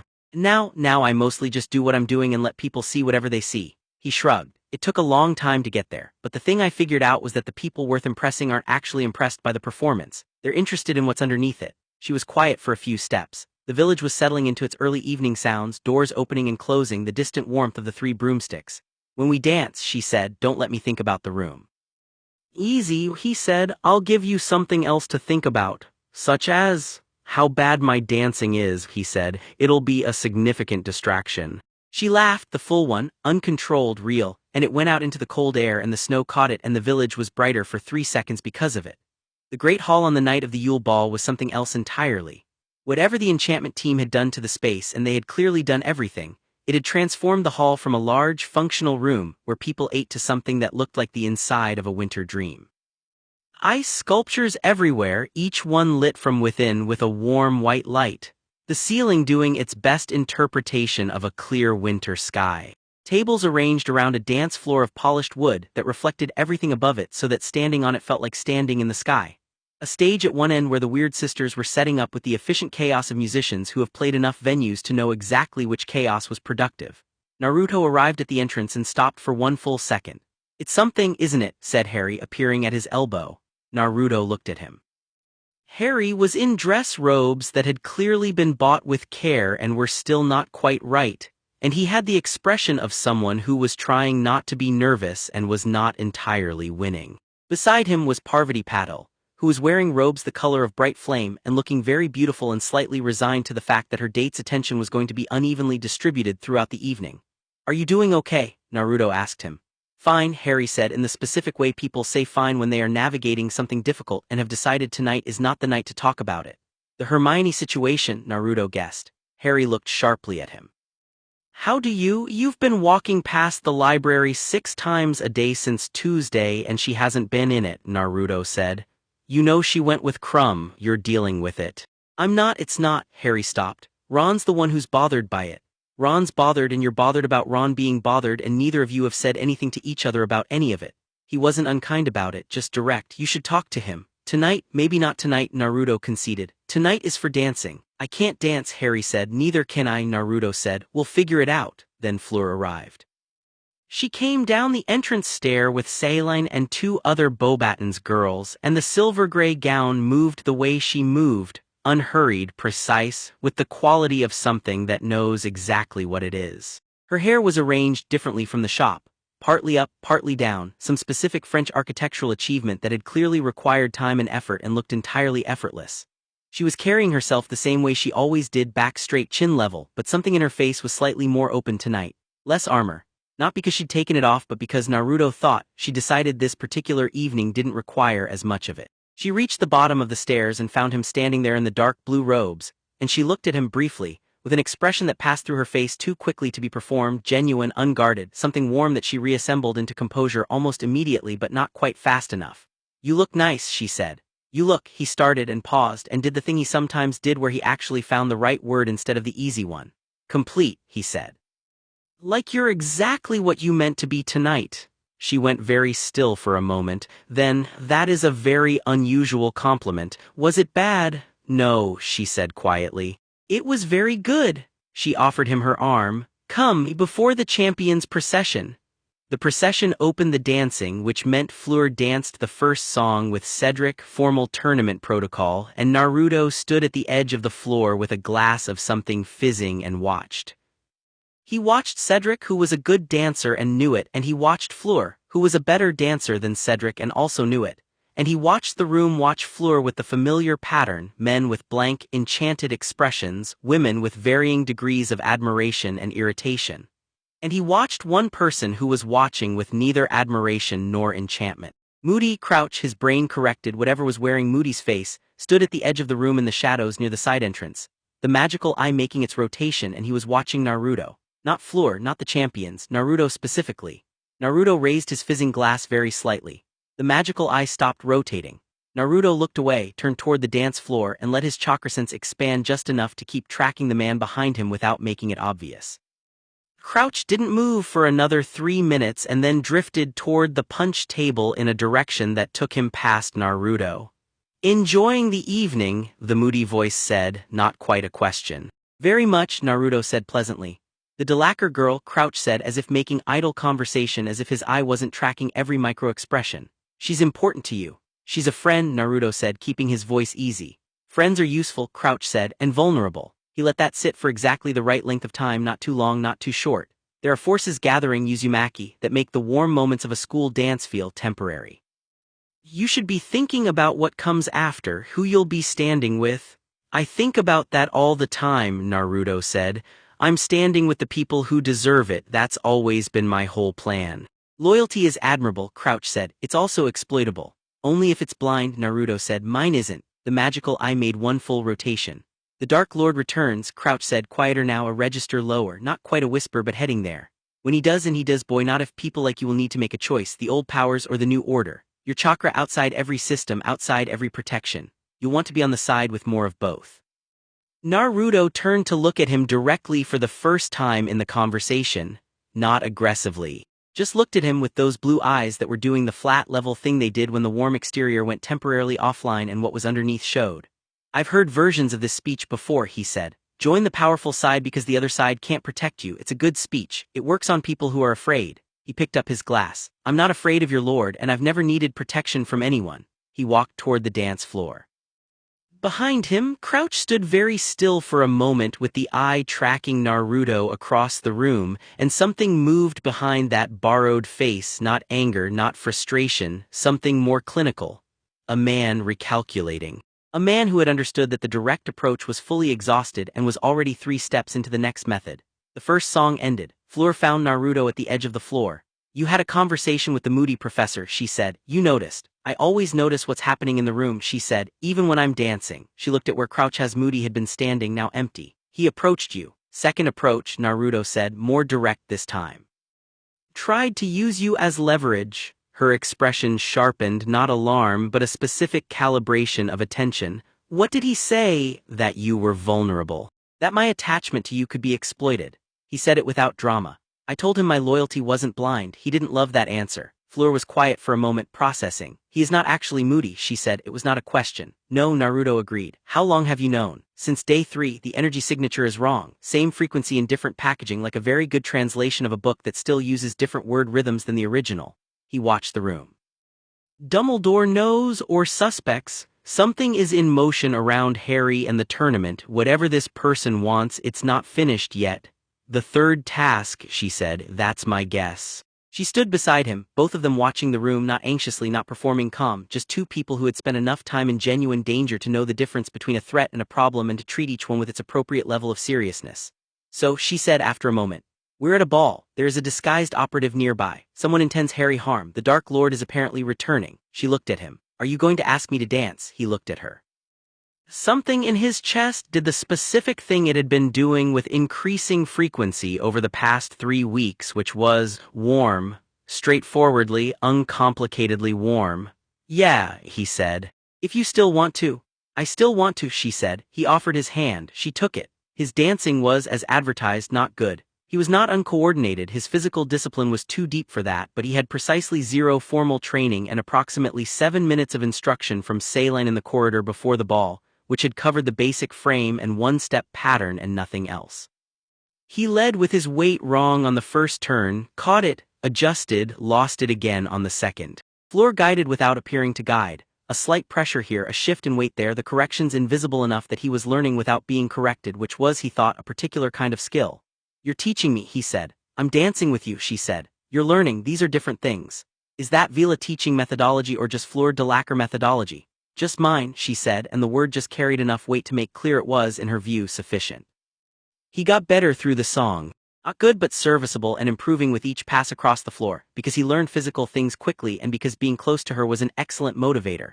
She was a very good dancer in the way all things she did were good, through work and precision and an internal sense of rhythm that came from somewhere deeper than counting. The room, she said suddenly quietly. Tell me something, he remembered. Give her something else to think about. Crumb dances like he's fighting someone, he said. Very serious footwork. Hermione looks like she's trying not to cry, which means she's having a better time than she expected. The Weasley twins are doing something at the punch table that is definitely not authorized.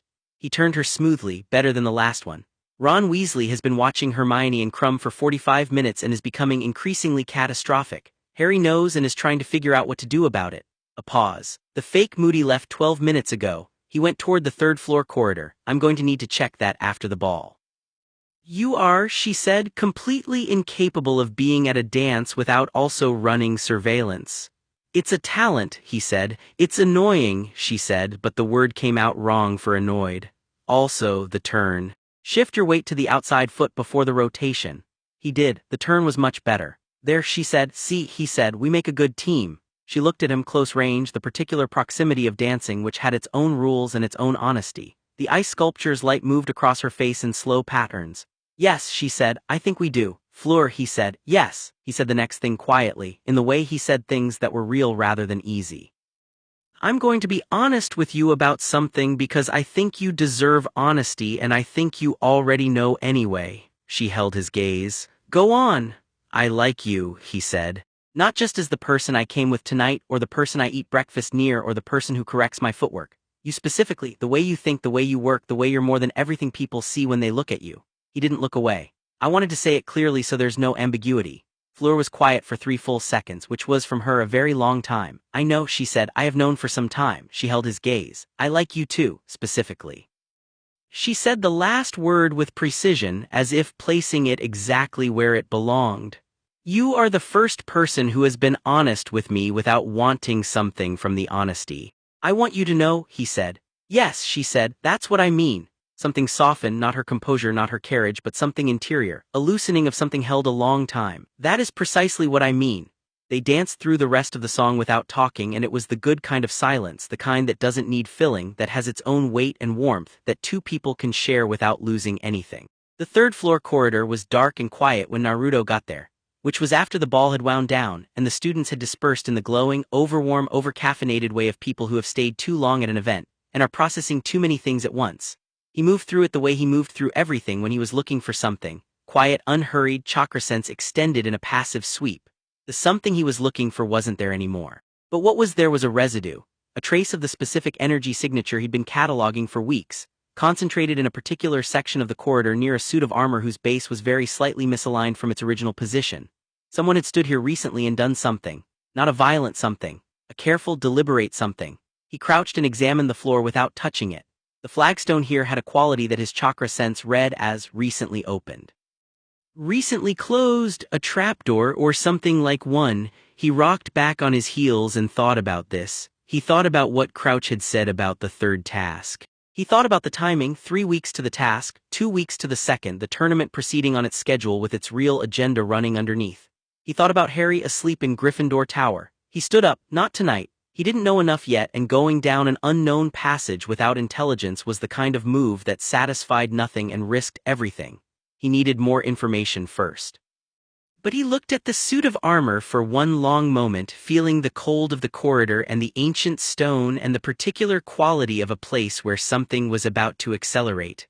Not long now, Kurama said. No, Naruto agreed. Not long. He turned and went back through the castle, moving through its sleeping warmth, its old stone breathing around him. At the window of the 4th floor corridor, the one he and Fleur sometimes used as a landmark between the training room and the main staircase, he stopped. There was a note on the sill, not magical, paper. His name and handwriting he recognized as Fleur's, angular, precise, elegant in the way all things she did were elegant without trying. He picked it up. The third task is in the maze. Someone told me this afternoon, one of the Hogwarts prefects who overheard the staff. You were right about what's coming, be careful. F. And underneath that, in smaller writing, as if added quickly as an afterthought that had been debated before being included. Tonight was the best evening I have had in a very long time. I wanted you to know. You told me honesty was the point. So, he folded the note carefully and put it in his inside pocket next to the place where Kurama lived. He stood at the window for a moment looking out at the snow-covered grounds. The ball's lights were going out one by one in the great hall below. The castle was settling into deep night, all its old warmth going quiet. He was smiling. He was also thinking about a maze and a corridor trapdoor and a man wearing someone else's face, and both of these things were completely true simultaneously, which was, he had long since learned, simply how the important parts of life worked. You held the warmth and you watched for the danger and you didn't let either one cancel the other out. That was the whole thing. That had always been the whole thing. He went to bed and the castle kept its watch around him, and the snow outside fell and fell and fell. Chapter 5: The Maze and the Mark. The second task came and went in the way that significant events sometimes do when they're not the thing you're actually watching for, loud and real and important in its own right. but carrying the quality of a page being turned rather than a chapter ending. Fleur was eliminated in the maze of the lake, not by failure of magic but by a Grindylow attack that came from a direction her bubblehead charm wasn't angled for. A fast ambush from the silt below that grabbed both her ankles simultaneously and pulled before she had time to react. She surfaced 12 minutes into the task, collected by a safety swimmer, and stood on the bank with her hair streaming and her expression absolutely controlled in the way that cost the most to maintain. Naruto was at the perimeter when she came up. He didn't say anything. He handed her a towel because he'd thought to bring one and stood beside her while she watched the lake and waited for the task to finish. He didn't offer comfort in the form of words because comfort in the form of words when someone has just experienced a professional failure is usually about the person giving it rather than the person receiving it. He just stood there, present, warm, not going anywhere. After a while she said, "The Grindylows came from below. I had not accounted for below." "Yeah," he said, "I will account for below in future." "Yeah," he said, a pause. "Thank you for the towel." "I figured," he said. She looked at him sideways. "You figured that you'd need one, you weren't going to ask for it." He shrugged. "So I just had it." She looked at him for a moment with an expression that had stopped trying to be neutral about him approximately 3 weeks ago. "You are," she said, "very good at paying attention." "Best thing I do," he said honestly. Harry came out of the lake with Ron, having rescued both his hostage and another champion simultaneously, which was both impressive and characteristically inconvenient for the judges, who gave him high marks for moral fiber and docked him time, which resulted in a second-place score that left him tied with Cedric. The standings going into the third task: Cedric and Harry tied first, Crumb second, Fleur third. She had 3 weeks. Those 3 weeks had a different quality than the ones before them.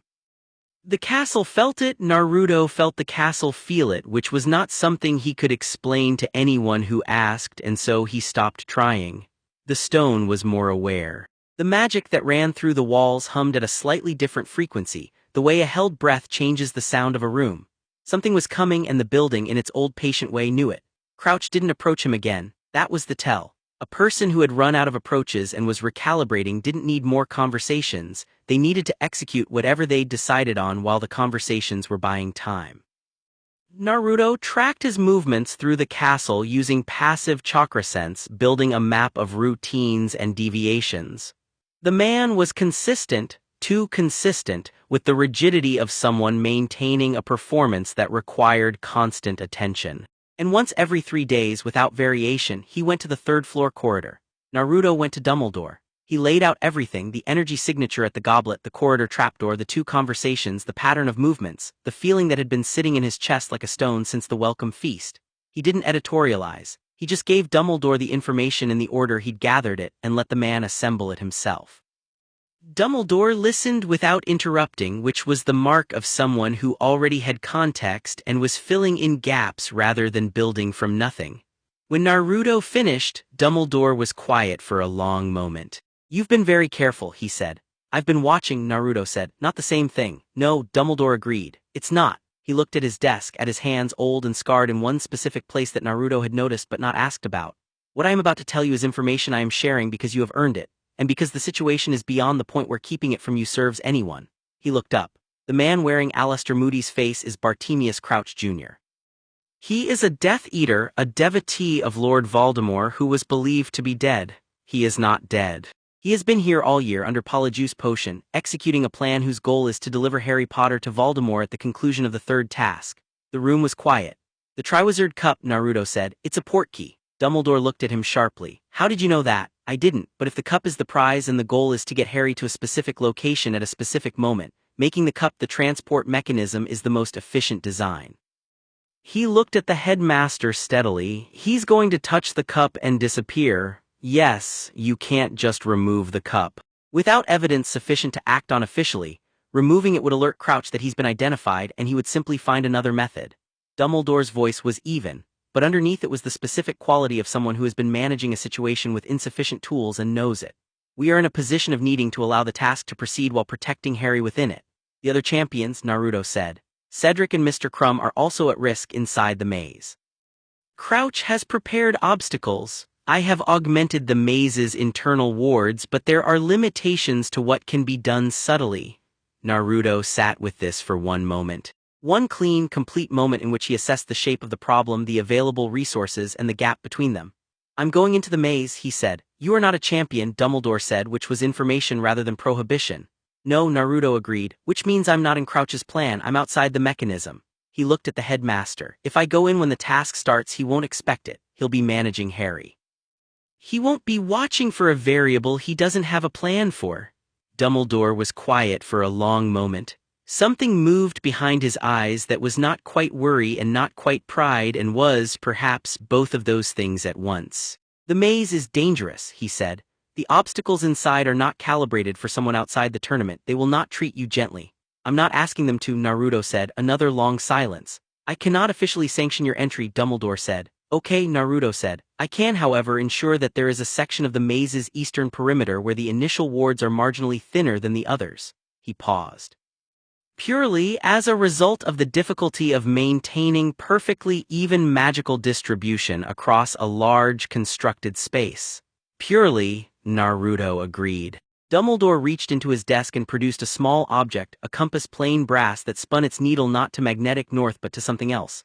This reads magical signatures, he said. It will point toward the strongest concentrated dark magic within its range. If there is a portkey inside that maze, this will find it. He set it on the desk between them. I did not give you this. Naruto picked it up. I found it, precisely, he told Fleur that night.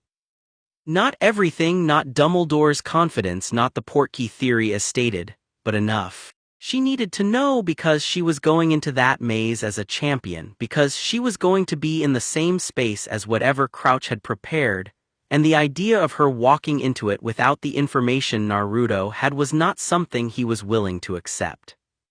They were in the training room, the fourth-floor classroom that had become theirs in the quiet accumulation of evenings, and she was working on a shielding charm variant, a two-layer construct that could take an impact and redirect rather than simply absorb. She was getting it consistently and it was very good, and he watched her work it 3 times before he said what he'd come to say. She stopped when he said it. Set her wand arm down. Crouch Jr., she said, Polyjuice potion all year. She processed this with the speed of someone whose mind worked quickly and didn't need extra time to accept uncomfortable information. The portkey theory, it's the cleanest mechanism. Yes, she said, it is. She turned to face him fully. You're going into the maze. Someone has to be in there who isn't part of Crouch's plan, and you chose yourself. I'm the only one it makes sense for, he said. I'm outside the school system, outside the ministry registry, outside every system Crouch would have accounted for. He's meticulous. Whatever's in that maze, he built it for the specific capabilities of the 4 champions. He didn't build anything for me. She looked at him for a long, steady moment. I don't like this, she said. I know. I am not, she said carefully, the kind of person who asks someone she cares about not to do something necessary because she is afraid. I want you to know that I understand why this is necessary. A pause. I also want you to know that I am afraid, specifically. Both things are true. Both things are allowed to be true, he said. She crossed to where he was standing and she looked at him, close range, the same proximity as the dance with the same honesty in it. Come back, she said, not framed as a question, not framed as a request, framed as the only acceptable outcome. That's always the plan, he said. She reached up and straightened his collar, which didn't need straightening in the way people touch things when touching is the only available language. Her hand stayed there for a moment against his chest. The maze, she said, be smarter than brave. I'm always both, he said. You're always brave first, she said. Be smart first, just this once. He covered her hand with his, briefly, warm, and then let it go. Deal, he said. The night before the 3rd task, Naruto sat with Kurama, not in the training room. In the mindscape, the internal space they shared, which had evolved over years from a flooded sewer behind a massive cage to something more like an open plain, the sky above it neither day nor night but the particular blue of deep twilight. Kurama sat across from him, enormous 9 tails moving in slow arcs, orange eyes catching the not-quite light. Walk me through it, Naruto said. The maze, Kurama said. Magical constructs, dark creatures inside. One human in disguise managing the whole system from outside. He settled back. The creatures will respond to my chakra the same as the dragon did. Some of them will require different handling, darker things, things that have been warped from their original nature. Those I'll need to suppress rather than communicate with. And Crouch is the problem, Kurama said. He's not inside the maze, he's managing it from outside through the tournament system, which means the direct threat isn't him, it's his preparations, the traps around Harry. The fox's eyes moved in a slow, considering blink. You need to get to Harry before the cup does. He'll want to win, Naruto said. Harry's competitive even when he doesn't want to be. Then you need to be at the cup before him. If I touch the cup. "You'd be portkeyed to wherever Crouch has arranged," Kurama said, "which is presumably a location prepared for Harry Potter specifically, not ideal." "Unless it doesn't work on me," Naruto said slowly. Kurama went still. "My chakra interferes with certain magical systems," Naruto said. "The Veela aura, the age line's secondary effects, various genjutsu." He looked at Kurama. "A portkey is a specific magical construct keyed to physical contact. If my chakra density is high enough at the point of contact, it might not activate," Kurama said. "Or it might activate and fail to transport correctly because your chakra field resists the relocation mechanism." He considered this. "Or it might activate and take you anyway." "Right," Naruto said. "So the plan is to intercept Harry before he touches the cup, neutralize Crouch's prepared obstacles, and remove or disable the portkey without triggering it." "That's the plan," Naruto agreed. "That's not a plan," Kurama said. "That's a direction." "Direction's a start," Naruto said. "You are," Kurama said with the enormous patience of something 9,000 years old, "going to give me an aneurysm." "Foxes don't get aneurysms. I will develop the capacity specifically for this occasion." The third task began at dusk. The maze had been constructed in the Quidditch pitch, which was no longer recognizable. The hedges were 20 feet high and dark green and dense enough that light didn't penetrate them, and they moved. Not frequently, not randomly, with the slow, deliberate intention of something that has been enchanted to respond to movement inside it. The maze breathed. The crowd filled the stands. The champions stood at the entrance in a line, Cedric, Harry, Crumb, Fleur in various states of readiness. Fleur was the stillest of the four. She had been working for 3 weeks on the assumption that she could place third through sheer technical excellence, and she was right. And she walked into the maze with the same quality she brought to everything: complete. She glanced once at the eastern perimeter, which was behind the judge's stand and currently unobserved, where a section of hedge that was marginally thinner than the rest showed, if you looked with the right kind of attention, a very faint shimmer that was not quite the hedge's natural enchantment. Then she went into the maze and the hedge closed behind her. Naruto was already inside. He'd gone in 20 minutes before the start, through the eastern perimeter, using the thinness Dumbledore had arranged, pressing chakra into the hedge to find the gaps in its enchantment and moving through them the way water moves through rock. Not damaging the hedge, just finding the shape of the space between its magic and using it. Inside, the maze had a quality that he'd felt nowhere else at Hogwarts: concentrated, pressurized, built with intent. The hedges were alive in a way that was not natural. Things moved behind them. He could hear the specific quality of amplified darkness, creatures that had been placed here, their signatures compressed and stressed by confinement. He moved fast, not his fastest not yet, but ground covering, using the compass in one hand to navigate toward the concentrated dark magic signature that was presumably the cup, tracking the hedge's responses to the champion's movements by the subtle shifts in its pattern. The first obstacle hit him from above. A blast-ended scroot, enormous, the size of a dining table, all armored shell and fire-blasting tail, came over the hedge from his left and landed in a chaos of thrashing legs. It oriented on him immediately, and he sidestepped the fire blast with a quarter step that used the blast's own heat to read its trajectory ahead of arrival, and then put his hand on the creature's shell. "Chakra, outward, I am not what you're hunting, I am not prey, I am not a threat, but I am not moving." The scroot thrashed once more, fire shooting upward, and then went still with the confused docility of something that had just received information its instincts didn't have a category for. Naruto kept moving. The Sphinx was worse, not because it was dangerous, but because it asked him a riddle in ancient Greek which he did not speak, and he had approximately 3 seconds to recognize that whatever he said was going to be wrong and that the Sphinx was going to act on that wrongness. He looked at the Sphinx. She was enormous, patient, looking at him with the dispassionate regard of something that has asked 10,000 questions and heard 10,000 wrong answers. "I don't know ancient Greek," he said in Japanese, which she also didn't speak. She tilted her great head. He pushed chakra forward, not the creature communication frequency, something different. The frequency he used when he wanted someone to know he was being completely honest. A quality, not a language. "I don't know the answer. I'm not going to pretend I do, I'm going to walk past you anyway because I don't have time for the alternative." She looked at him for a long moment. He walked past her, she let him, he wasn't sure why. He decided to think about it later. The compass was pulling harder now, strong, magnetic, dragging toward the northwest section of the maze where the dark magic concentration was building. He could feel the cup before he saw it, a dense point of constructed intent that vibrated against his chakra sense like a struck bell. He turned a corner and found Harry.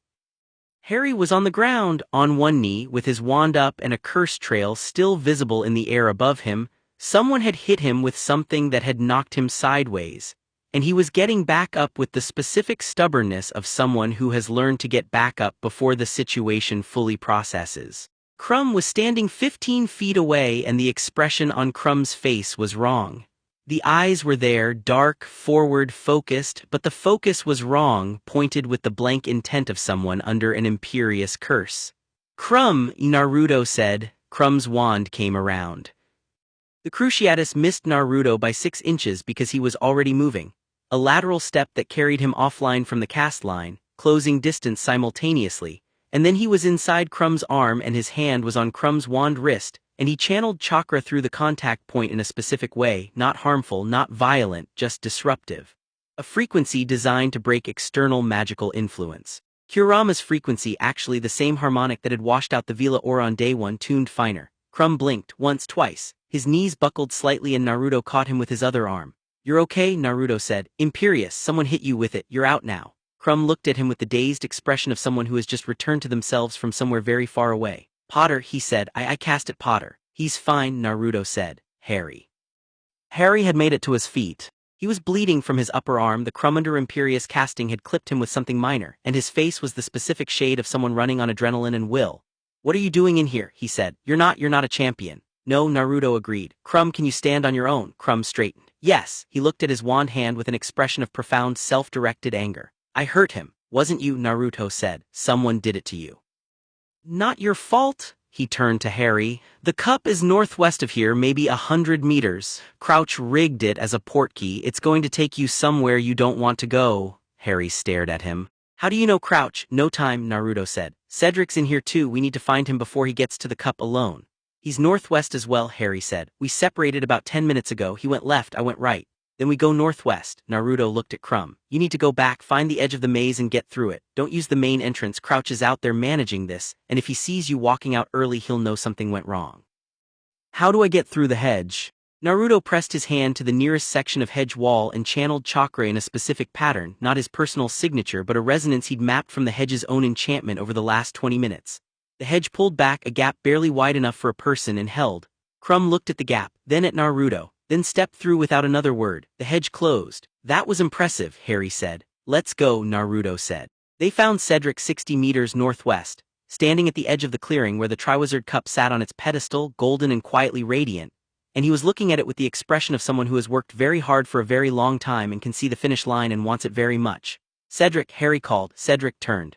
His face cycled through surprise and relief and something more complicated when he registered Naruto. "You're not supposed to be here." "Nobody keeps saying that and it keeps not being relevant," Naruto said, crossing the distance to stand beside him. He looked at the cup. The compass in his hand was spinning hard, the needle locked on the cup and vibrating with the urgency of a detector that has found exactly what it was set to find. The dark magic in it was dense, constructed with patience and skill and a very specific kind of hatred that had its own flavor, its own texture. He'd felt hatred before, plenty of it, directed at him personally for years, but this was different. This was ideological, methodical. The hatred of someone who had organized it into a system. "It's a portkey," Harry said to Cedric quickly. "Someone rigged it. If we touch it we get portkeyed somewhere." Cedric looked at the cup, then back at Harry. "You're sure?" "He's sure," Naruto said. "I felt it from outside the maze." He crouched beside the pedestal, examining the cup without touching it, pushing careful chakra tendrils toward it and reading what came back. "The portkey enchantment is in the base layer. The cup's actual magic, the tournament construct, is on top. If we can disrupt the base layer, the cup goes back to being just a cup." "Can you do that?" Cedric asked. "I can try to disrupt the portkey trigger mechanism without activating it." He looked at his hands. "The risk is that my chakra activates the trigger by contact before I can disrupt it. And then," Harry said, "then we all go somewhere bad and deal with it there," Naruto said. "Brilliant plan," Harry said, and he sounded, despite everything, like he almost meant it. "I'm going to need 30 seconds of nobody else touching it." Naruto placed both hands on the pedestal base, not the cup, just the stone beneath it, and began to work. What happened next was not visible in any conventional sense. No light, no sound, no dramatic effect. Just Naruto with his hands on cold stone and his eyes closed, and Kurama threading through the layers of enchantment with the precision of something ancient and enormous moving very carefully in a small space. The portkey enchantment had a structure, not unlike a seal actually in the way all elaborate magical constructs resembled seals if you looked at them through the right frame. It had an activation condition. Contact. A specific contact, the touch of a human hand carrying the specific magical signature that the caster had keyed it to. What Naruto needed to do was not remove the enchantment. That would take longer than 30 seconds and probably trigger it. What he needed to do was narrow the activation window, change the contact condition so that it required something more specific than general touch. He found the activation layer, felt its shape, and very, very carefully he pushed a single clean thread of Kurama's chakra through it, the same thread he'd channeled through Fleur's wand in the training room, the same precision he'd spent weeks developing, and adjusted one parameter in the enchantment's trigger condition. He pulled his hands back. Done, he said. What did you do? Cedric said. I changed the activation condition. It won't trigger on general contact anymore. He stood. It might still trigger on something. I couldn't remove the enchantment entirely without setting it off, but general touch is neutralized. Might, Harry said. Might, Naruto confirmed. A beat. Right, said Harry. Well, he looked at Cedric.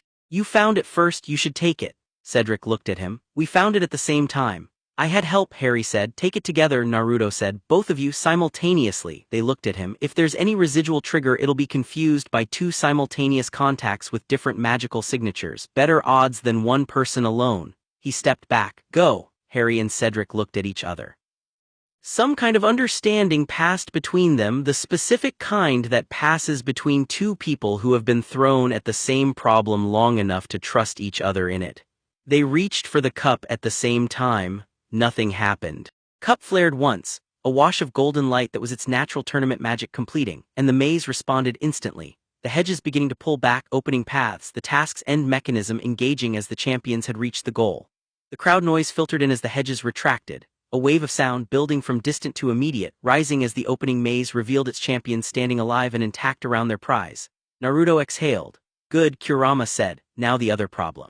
The other problem materialized from the maze entrance before the hedges had fully retracted, crouch, moving wrong, the moody disguise breaking around the edges in a way that had nothing to do with Polyjuice timing and everything to do with a man who had just watched his plan fail and was deciding in real time whether to run or fight. He wasn't running. His wand came up and the spell he cast was not something Naruto recognized by name but was dark enough to taste on the air, a deep, corrosive purple that came fast and angled for Harry. Naruto was already between them. He caught the spell on a wall of compressed chakra that he threw up in the same motion as his step, not elegant, not controlled. A raw shield made of the same energy he'd used to flatten the training ground back home when something went wrong during exercises. The spell hit it and spread across the surface and dissipated in a shower of purple that smelled like ozone and something older. The recoil threw him back a step. He planted and held. Harry, go, he said. Cedric, both of you get to the perimeter now. You can't, Harry started. Go, Naruto said, and there was something in his voice that was not a shout but carried the weight of one, the specific quality of someone who has made a decision and is implementing it and needs everyone else to get clear of the blast radius. They went. Crouch looked at Naruto across the open space with the expression of a man who had long since discarded any attachment to outcomes other than his own survival and his lord's revival. And that expression had shifted into something more clinical now, assessing the new variable, calculating its implications. You disrupted the portkey, Crouch said, not accusatory, factual. That was very capable work. You built it well, Naruto said. It deserved capable work. You know who I am. Bartemius Crouch Jr., Naruto said, Death Eater, true believer. He looked at him steadily. Voldemort's not coming back tonight. Something crossed Crouch's face at the name, not quite the fear reflex that name produced in most people but a specific pain, the pain of devoted certainty being denied. He will come back, Crouch said. He cannot be stopped. The plan simply requires adjustment. I know, Naruto said. That's how it always is. There's always another plan, another moment, another angle. He kept his hands easy at his sides. You believe in what you're doing, I can see that. It's not pretend, it's real conviction. A pause. Doesn't make it right. Spare me the moral lesson from a child who, I'm not giving you a moral lesson, Naruto said. I'm giving you information. You're not leaving here free and you're not leaving here having accomplished what you came to accomplish. That's just where we are. You can make the rest of it harder or easier. That's your actual choice right now. Crouch fired. Not the dark corrosive spell, something faster, a concussive blast that came in 3 simultaneous angles, requiring 3 simultaneous deflections, and he was good. He was genuinely frightening in his precision, and the first 2 Naruto took on chakra barriers that cracked from the impact. The third clipped his shoulder and the pain was white and sharp and immediate. He didn't stop. He closed the distance in 6 steps, fast, genuinely fast. The speed that came from years of training and Kurama's chakra threading through his muscles. The speed that had stopped being impressive to himself because it was just how he moved now, and put his hand on Crouch's wand arm. The chakra he channeled through the contact was not gentle. Not harmful in the sense of damage, he wasn't trying to hurt the man. But disruptive at a cellular level, the same frequency he'd used on Crumb's Imperious multiplied by approximately 40, pushed through every magical channel in Crouch's body simultaneously, disrupting every active construct, every maintained enchantment. The polyjuice broke. The moody face dissolved in a cascade that was genuinely startling even knowing it was coming. Features running like heated wax and reforming, the magical eye clattering to the ground, and what was left was a younger man, lean and dark-eyed, with the gaunt quality of someone who had spent time in Azkaban and wore the memory of it in their bones. He was not scary without the disguise. He was just a person who had made choices, and the choices had worn him down to something that looked like it had cost everything and still wanted more. He dropped to his knees. Naruto let go of his wrist. Crouch looked up at him. "He will still return," he said. "This doesn't stop it." "I know," Naruto said. "Then what was the point of this? Harry's alive, Crumb's free, Cedric's fine, the cup's just a cup." Naruto looked at him steadily. "That was the point." Crouch's expression did something complicated and then went still. The crack of apparition behind Naruto announced Dumbledore, arriving with 2 Aurors flanking him and Professor McGonagall slightly behind, and the scene resolved itself with the specific efficiency of people who have been waiting to move, and have finally been given the clearance to do so. Naruto stepped back, let them work. His shoulder was throbbing with a persistent insistence. He pressed his hand to it and ran healing chakra through it, basic, not elegant enough to take the edge off without requiring concentration he didn't have right now.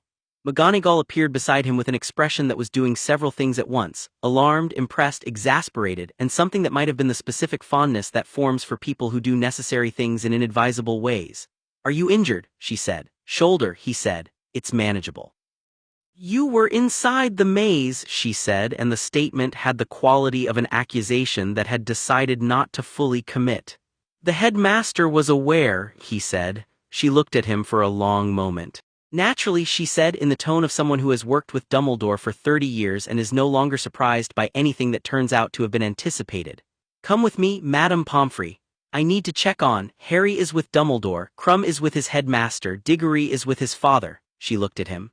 "Miss Delacour is at the perimeter and has been there for 45 minutes. The perimeter was where the crowd ended and the flagged-off area began, a rope barrier staffed by ministry officials who had their hands very full with the chaos of the task's resolution and were not at their most attentive. She was at the eastern section, the one closest to the section of hedge that was marginally thinner than the rest. She had known where he'd gone in. She'd been standing at the exact right spot, close enough to the hedge that if she pressed her hand to it she could feel the residue of his chakra in the gaps of the enchantment. And she had been standing here, hands at her sides, expression controlled in the specific way she controlled it when the alternative was not an option she was willing to accept. He came through a gap in the perimeter rope. A ministry official had stepped away for 30 seconds, which was all he needed, and he was walking fine, shoulder sore but movement unimpaired, and he hadn't cleaned up from inside the maze, so he was dirt-streaked and scorch-marked on one sleeve. She saw him before he was fully through. She crossed the distance in 5 steps, which was not her usual pace, and she stopped in front of him and she looked at him, at his face, at the shoulder, at the scorch marks, cataloging quickly, efficiently the same assessment she gave everything but with a quality underneath it that was not efficiency. "You're injured," she said. "Shoulder," Crouch hit me. "It's mostly handled. Mostly, 80% give or take." She reached up and pressed her fingers to the outside of his shoulder, not at the injury but adjacent to it, in the way of someone confirming information with their own hands rather than relying on reports. He held still for it. "Crouch," she said. "In ministry custody. The disguise broke. Dumbledore was ready. Harry, alive, fine, cup's just a cup." He looked at her. "Crumb's okay too." The Imperious broke clean. She exhaled long, controlled from somewhere deep. Her hand dropped from his shoulder. She looked at his face with the expression that had no name yet because neither of them had named it. the one that had been building since bread rolls at a welcome feast and a girl telling a boy that his chakra didn't affect her and him offering to let it. "You came back," she said. "Said I would," he said. "I know," she said. "I know you said it." Her voice was precise and slightly unsteady at the same time, which was from her the equivalent of someone else's collapse. "I believed you.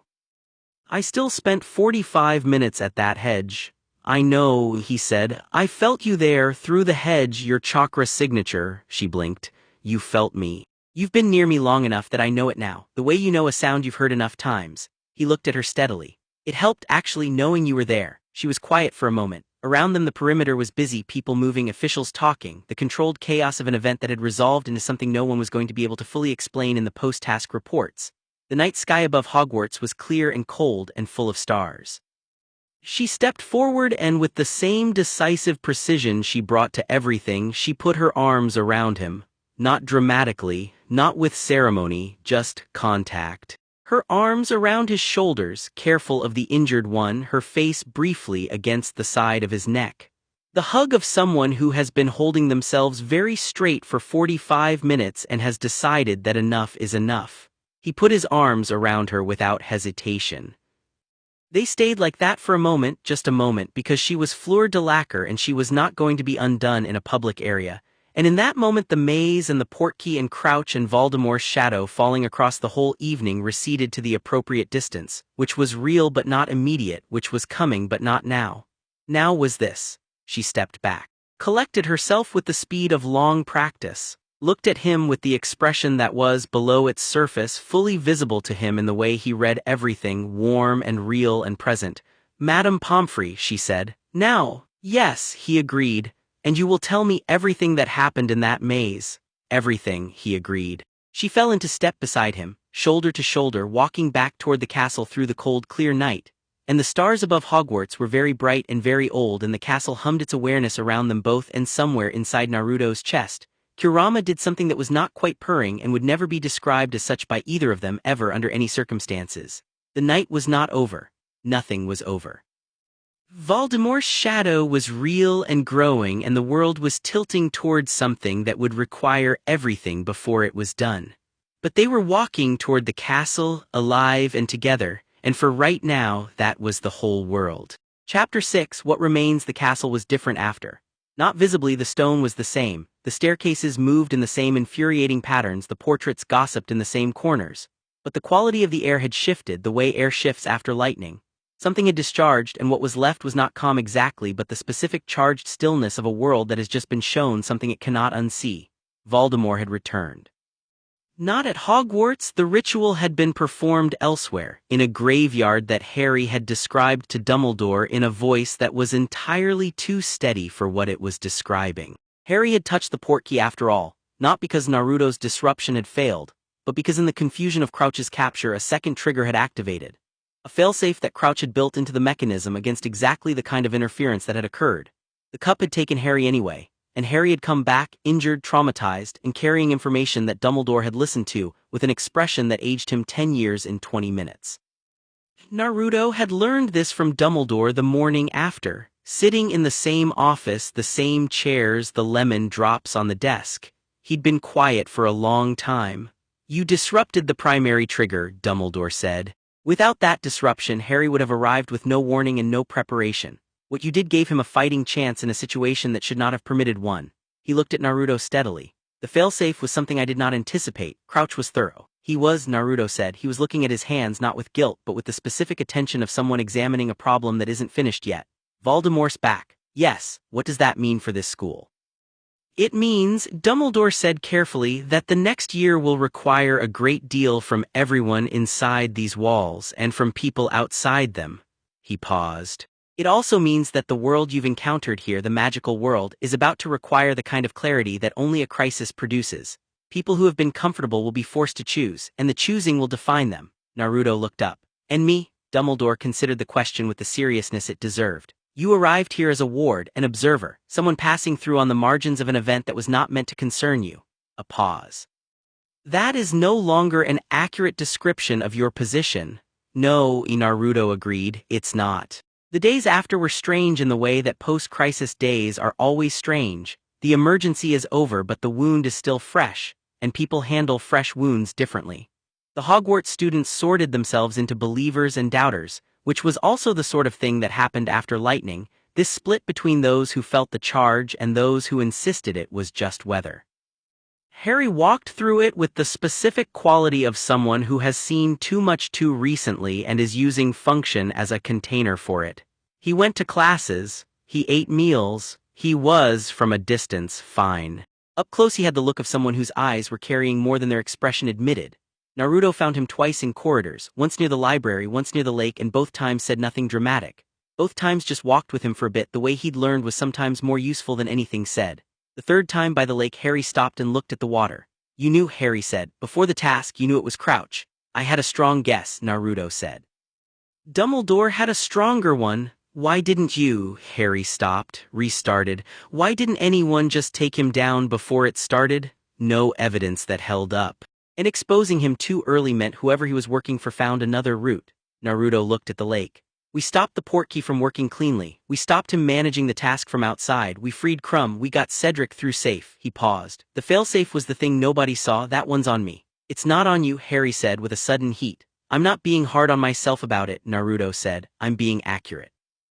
There was a variable I didn't know about and it cost something. That's information. I'll know better for next time." Harry looked at him. "You think about things very differently from everyone else." "Different school system," Naruto said. Harry almost smiled. It was brief and worn, but it was real. "Dumbledore wants me to do something this summer, something he's been building. He called it the Order of the Phoenix, a group that resisted Voldemort before." He said the name with deliberate steadiness, like someone who has decided that fear of a word is a tax he won't keep paying. "He's going to need people." "Yeah," Naruto said. "He will." "Will you?" Harry stopped. "I know you're not from here. This isn't your world." "My world has a man who wants to destroy everything he doesn't control," Naruto said. "Your world has a man who wants to destroy everything he doesn't control." "I'm familiar with the category." He looked at Harry. "I'll be here." Harry nodded. Something settled in him slightly, not fixed, not resolved, but less alone-shaped. "Thank you," he said, "for what you did in the maze." "The dancing was worse," Naruto said. "The maze was actually easier." Harry did laugh properly this time, and it was the laugh of someone who hasn't done it in a week and had forgotten how much they needed to. The tournament's closing ceremony was subdued. It should have been, and the school, to its credit, let it be. The judges convened the scores. Cedric Diggory and Harry Potter tied for first, Crumb second, Fleur third. The standings were announced with a restraint that acknowledged the thing everyone in the room was not quite ready to talk about yet, and the trophies were given, and Dumbledore's speech was brief and honest and did not pretend that the evening was a triumph. He said only that what the champions had shown was not just skill but character, and that character was what the coming time would ask of everyone.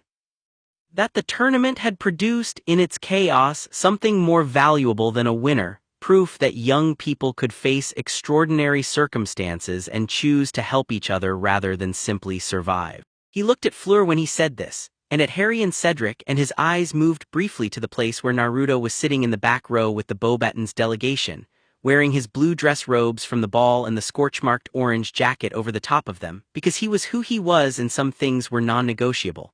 Dumbledore looked at him and smiled. Naruto gave him a small nod.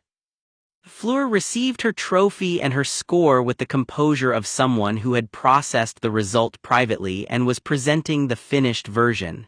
She was third. She knew why she was third. She knew what the Grindylow attack had cost her, and she knew what she was going to do about it, specifically what she was going to work on, what she was going to correct, how this setback was going to become information that made her better. She had already begun the restructuring. But when she sat back down, her shoulder pressed against Naruto's, warm and deliberate, and she didn't move it. He didn't move either. The delegations were leaving the following morning.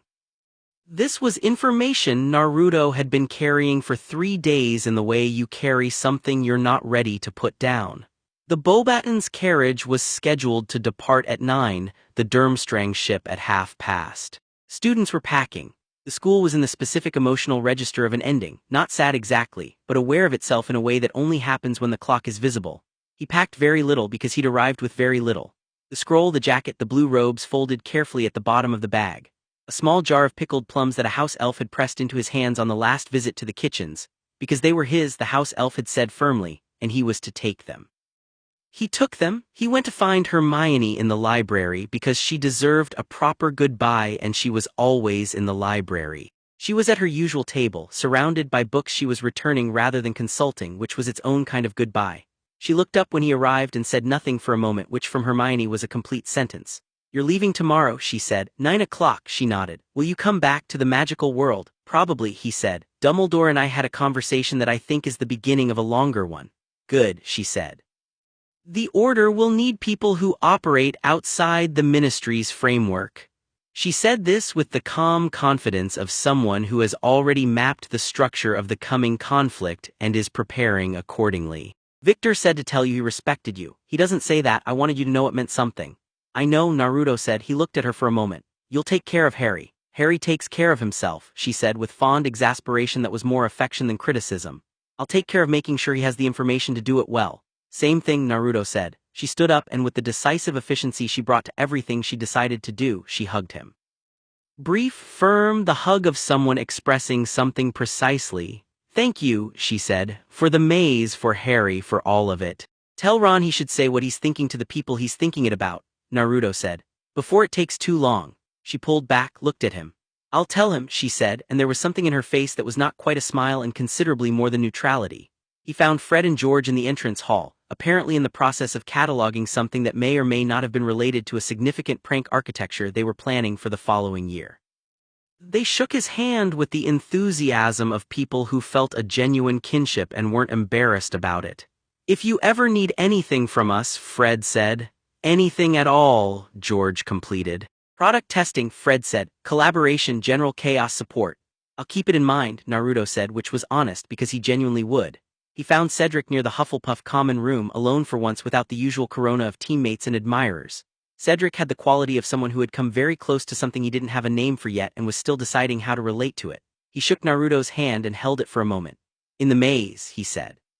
"When you told us to take the cup together, that was good thinking. It was the right move. It was the kind of move someone makes when they've thought very hard about other people's survival," Cedric said. "Not hero worship, something more specific than that. Recognition. Be careful with Voldemort's return, I mean that." "You too," Naruto said. Cedric nodded once and let go of his hand and walked the other way, and Naruto watched him go with a feeling he couldn't entirely name, some instinct that was not quite worry and not quite foreboding but lived in the adjacent territory.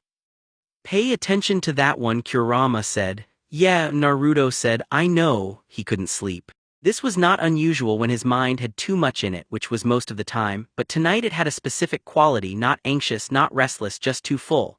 He lay in the guest room the castle had assigned him through some organizational miracle for the duration of the visit, looked at the ceiling and let the thoughts move through him the way water moves through a sieve. Voldemort was real, was embodied.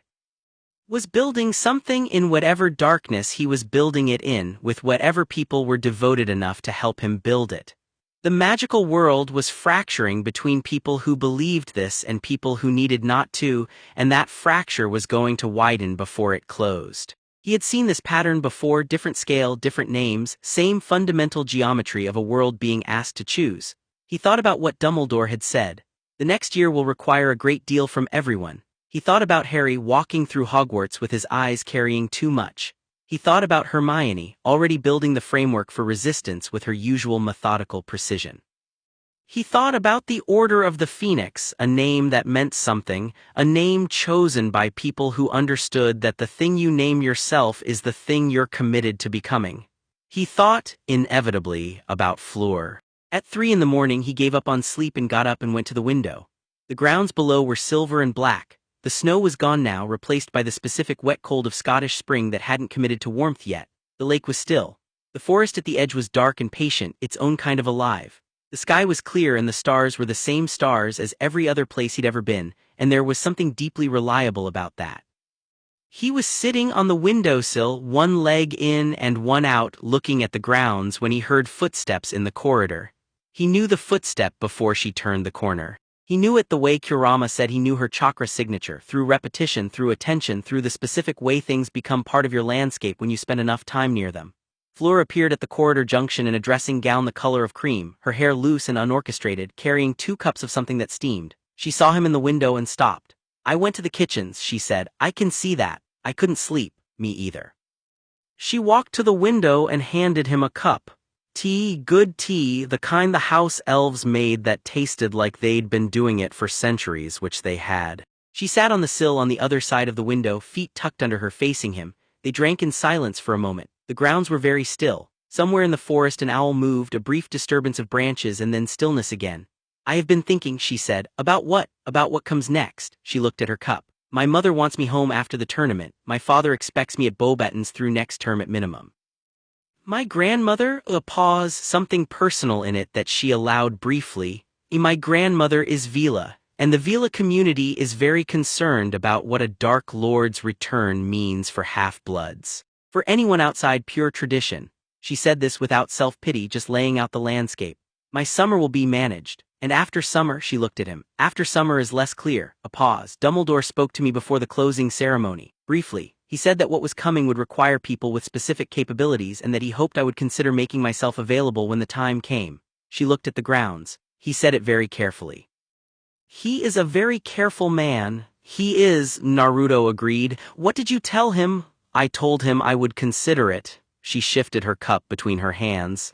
I have been considering it, what I can contribute. Whether the magical world that expects me to be decorative is the same magical world I'm willing to fight for. A pause. I've decided it isn't. He looked at her. It is not, she said, the world I'm fighting for. The world I'm fighting for is the one that should exist. That distinction matters. She looked at him with the expression that had no armor in it, the one she'd been showing him in increments since the welcome feast and was now simply showing openly, because she decided he'd earned the full version. You think this way too? I've been watching how you move through problems. You're never fighting what's in front of you, you're always fighting for what could be instead. Shadow clone jutsu and all, he said. I don't know what that means. A technique, he said, for when you need to be in more than one place. He smiled, the real one, the underneath one. The point is, yeah, you're right, it's always been about what should exist. What should exist, she said slowly, is a world where the things that people are dismissed for, their blood, their nature, the power they carry that they didn't choose, are not used against them. She said it with the quiet certainty of someone who has thought about this very carefully for a long time. Your nine-tailed fox, my Veela blood, Harry's scar, none of these things should be a sentence. No, he said. They shouldn't, so we fight for that. We fight for that, he agreed. She looked at him for a moment, the long, specific look that she'd first given him when he'd stepped between a dragon and a crowd of students, and she'd seen, for the first time, what was underneath the grin and the jacket and the bread rolls. You're going back to your world, she said. Eventually, I don't have a timeline. He looked at the grounds. Things are complicated there too. There are people I care about, responsibilities. He said this with full honesty, no softening of it. I can't promise I'll always be here. I know, she said. I'm not asking you to promise that. What are you asking? She was quiet for a moment, not hesitating, considering, finding the right words because she was always precise and she was not going to be imprecise about this. I am asking, she said, that what is between us be real, that it not be reduced to proximity or circumstance, that when you go back to your world and I go back to mine, we are honest about what this is. She met his eyes. I do not do things by halves. If this is something, I want it to be something, fully. With both of us present. He looked at her for a long moment, this girl who had walked into Hogwarts prepared for everything, and had found the one person who was genuinely immune to her defenses, not because he was stronger than them but because he was too real to need them. Who had been underestimated her entire life and had never once let it define her ceiling. Who had come third in a tournament with obstacles stacked against her and was already planning how to be better next time, not out of ego but out of the absolute refusal to accept that her best was already her best.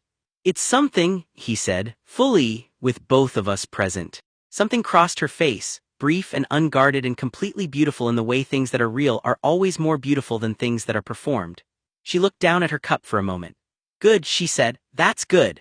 They sat in the window while the night moved slowly toward morning, talking about his world and hers, about the places they'd been and the people they'd lost, and the things they were going to do when the world gave them room. She asked about the shinobi system and he explained it without making it sound mystical, just work that people did with energy they'd developed. He asked about Beauxbatons and she described it in a way that was critical and fond simultaneously, the way people talk about places they love that also frustrate them. She asked about Kurama. He thought about how to explain it and landed on the truth, which was that Kurama was his oldest companion in some ways, the one who had been there before friendship, before belonging, before the village accepted him. The one whose presence was the loneliest part of his early life and the most fundamental part of his current strength. He sounds like someone I would respect, she said. He'd probably pretend to dislike you, Naruto said. He pretends to dislike most people he respects. That sounds familiar, she said dryly. I don't dislike her, Kurama said. I know. Naruto thought back. If you tell her that I'm invested in her well-being, I will make your next 3 months of meditation deeply unpleasant. Wouldn't dream of it. The sky began to light, the specific gray of earliest dawn before color returns when the world is all edges and outlines. The lake caught it first, going from black to the deep gray of unpolished silver. Then the castle walls, the stone warming by degrees. I have to finish packing, Fleur said, not wanting to go, just acknowledging the reality of time. I know, he said. She didn't move immediately. She looked at the grounds one more time, the lake, the forest, the castle at their backs, with an expression that was committing it to memory. Then she looked at him with the same attention. When the order forms, she said, I'll be there. I know, he said. Me too. She stood and she leaned forward and she kissed him, not dramatically, not as a conclusion or a performance, but with the same precision and intentionality she brought to everything she did. Warm and specific and fully present, the way she'd promised things would be, and he kissed her back the same way with the same honesty, and the dawn moved another degree into the sky above them and the castle hummed its old awareness around them both and the grounds below were silver and still. She pulled back, looked at him one more time with the expression that needed no qualifier. Don't be an idiot in the interim, she said. Doing my best, he said.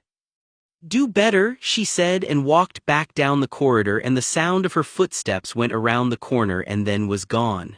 The carriages left at 9. The Beauxbatons students loaded their luggage into the enormous pale blue carriage with the efficiency of people who had done this before, Madame Maxime overseeing with the calm authority of someone who can see over most obstacles literally and figuratively.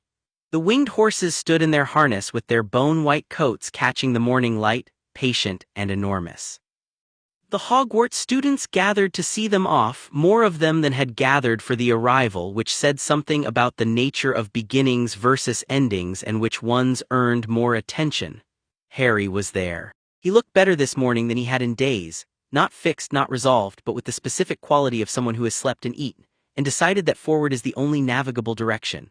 He caught Naruto's eye across the crowd and gave him a nod that contained a whole conversation in it, gratitude and acknowledgement and something like a promise. Naruto gave him one back. Hermione was there. She waved, which was a more emotional gesture from her than it would have been from anyone else. Ron was beside her, and Ron caught Naruto's eye and said nothing. But his expression was a page of information. He'd clearly been talked to or had talked to someone, and whatever had been said had done something useful, because he was standing beside Hermione with the posture of someone who has made a decision, and is in the process of not regretting it. Fred and George were there with expressions of genuine mourning that were being held together with humor, as was their way with most things.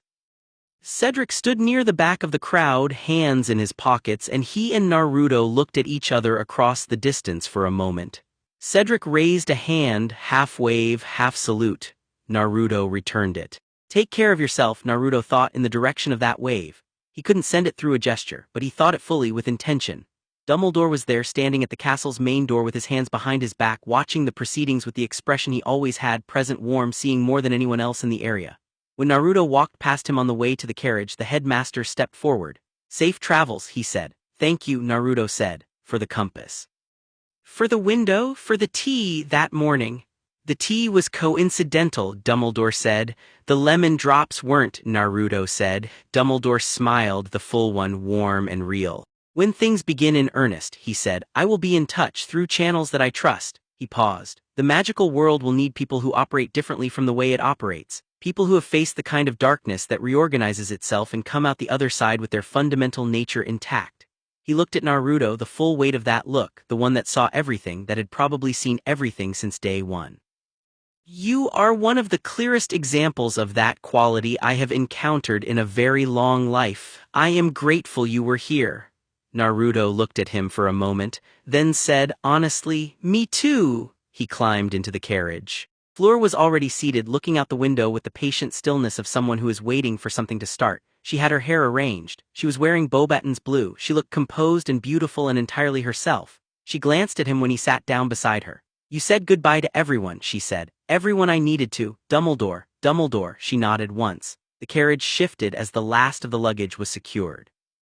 Around them, the other Beauxbatons students settled into their seats with the varied emotional registers of young people at the end of an experience, excited, tired, processed, unprocessed.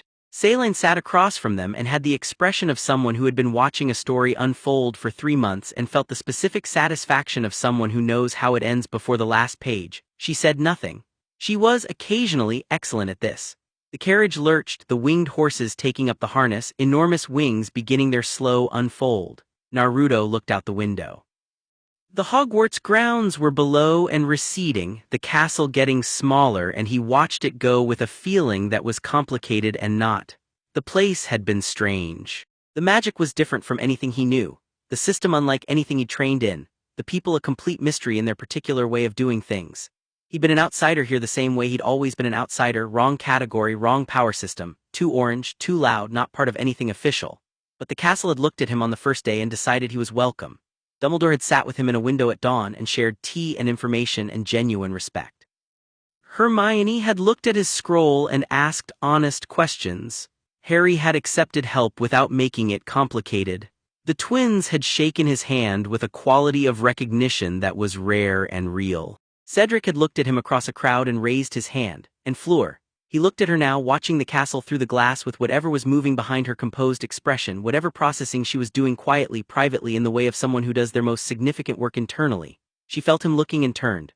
"What?" she said. "Nothing," he said. "Just I'm glad I came." She looked at him for a moment. "Yes," she said. "So am I." The carriage climbed. Below them, Hogwarts got smaller and smaller and then smaller still, until it was a pattern of towers and lake and forest seen from a height that made it look like a model of itself, a miniature of the real thing.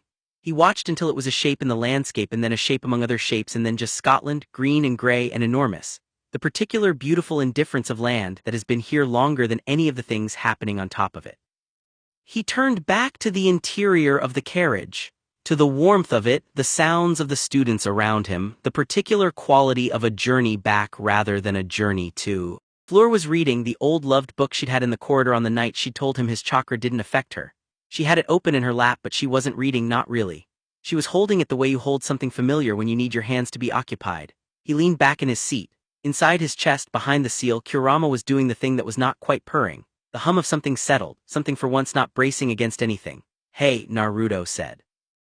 Kurama said, "We did okay." A long, dignified pause. "We did all right," the fox allowed. "Don't make it a thing." "Wouldn't dream of it," Naruto said. He closed his eyes. Let the motion of the carriage become its own rhythm, the altitude and the wind and the sound of 12 enormous wings working above them. He let his chakra sense expand in its passive way, feeling Fleur's signature to his left, familiar now, a known shape, the way all things you pay enough attention to eventually become part of the landscape. Solid, present, going the same direction. He let himself think about what was coming, not with dread, with the same quality he brought to everything. A problem in front of him, people worth protecting. A world that should exist instead of the one that currently did, the shape of the work already becoming clearer in its outlines. Voldemort was real. The order was forming. The magical world was fracturing along lines that had existed for decades and were only now being forced visible.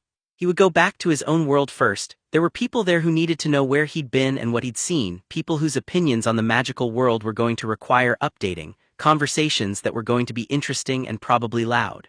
And then he would come back. Because Dumbledore had asked in the way of someone who understood obligation and chose not to use it as a lever.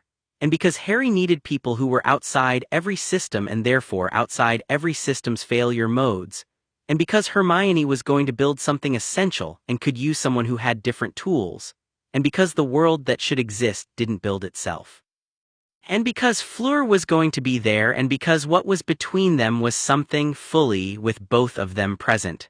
Those were all equally the reasons. The carriage flew on through the morning sky, the castle behind them and the world ahead, and Naruto Uzumaki sat in the pale blue vehicle with the nine-tailed fox humming behind his ribs and the girl who had decided to be honest with him reading a book she wasn't reading beside him, and felt something that was complicated and simple simultaneously.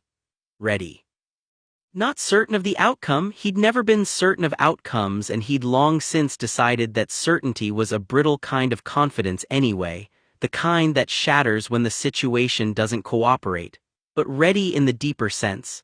The sense that comes from knowing who you are and what you're for and where you stand. He was Naruto Uzumaki. He carried Kurama. He was the most orange person in any room he'd ever entered, and he'd made his peace with that some years ago. He'd grown up alone in a village that was afraid of him, and he'd turned that into fuel for something better. He'd learned that the strongest thing you could be was exactly yourself, fully, without apology, and that the world responded to that quality not always with acceptance but always with clarity. It always showed you clearly what it was. This world had shown him quite a lot in 3 months. He was looking forward to the rest of it. Outside the carriage window, the sky was enormous and bright, and far below the Scottish Highlands rolled on toward whatever was next. He smiled at the ceiling of the carriage. Fleur, not looking up from her unread book, said, "Stop smiling at the ceiling, it's unsettling." "I'm smiling at the sky," he said. "The ceiling is between you and the sky. That's a technicality. That is the definition of a ceiling," she said. He laughed, easy and warm and real, and she looked up from her book finally, and the expression on her face was the one with no armor in it, the full version she'd decided he'd earned, and it was the kind of expression that contains a whole future in it if you know how to read it. He did. The carriage flew on. Somewhere below, in a castle that was already making itself ready for whatever came next, an old man stood at his window and watched the pale blue carriage until it was a speck and then nothing, and smiled the smile of someone who has seen a great many things and has learned to recognize the difference between an ending and a beginning. The castle hummed around him, warm and aware and patient as centuries. Outside, the sky was very bright.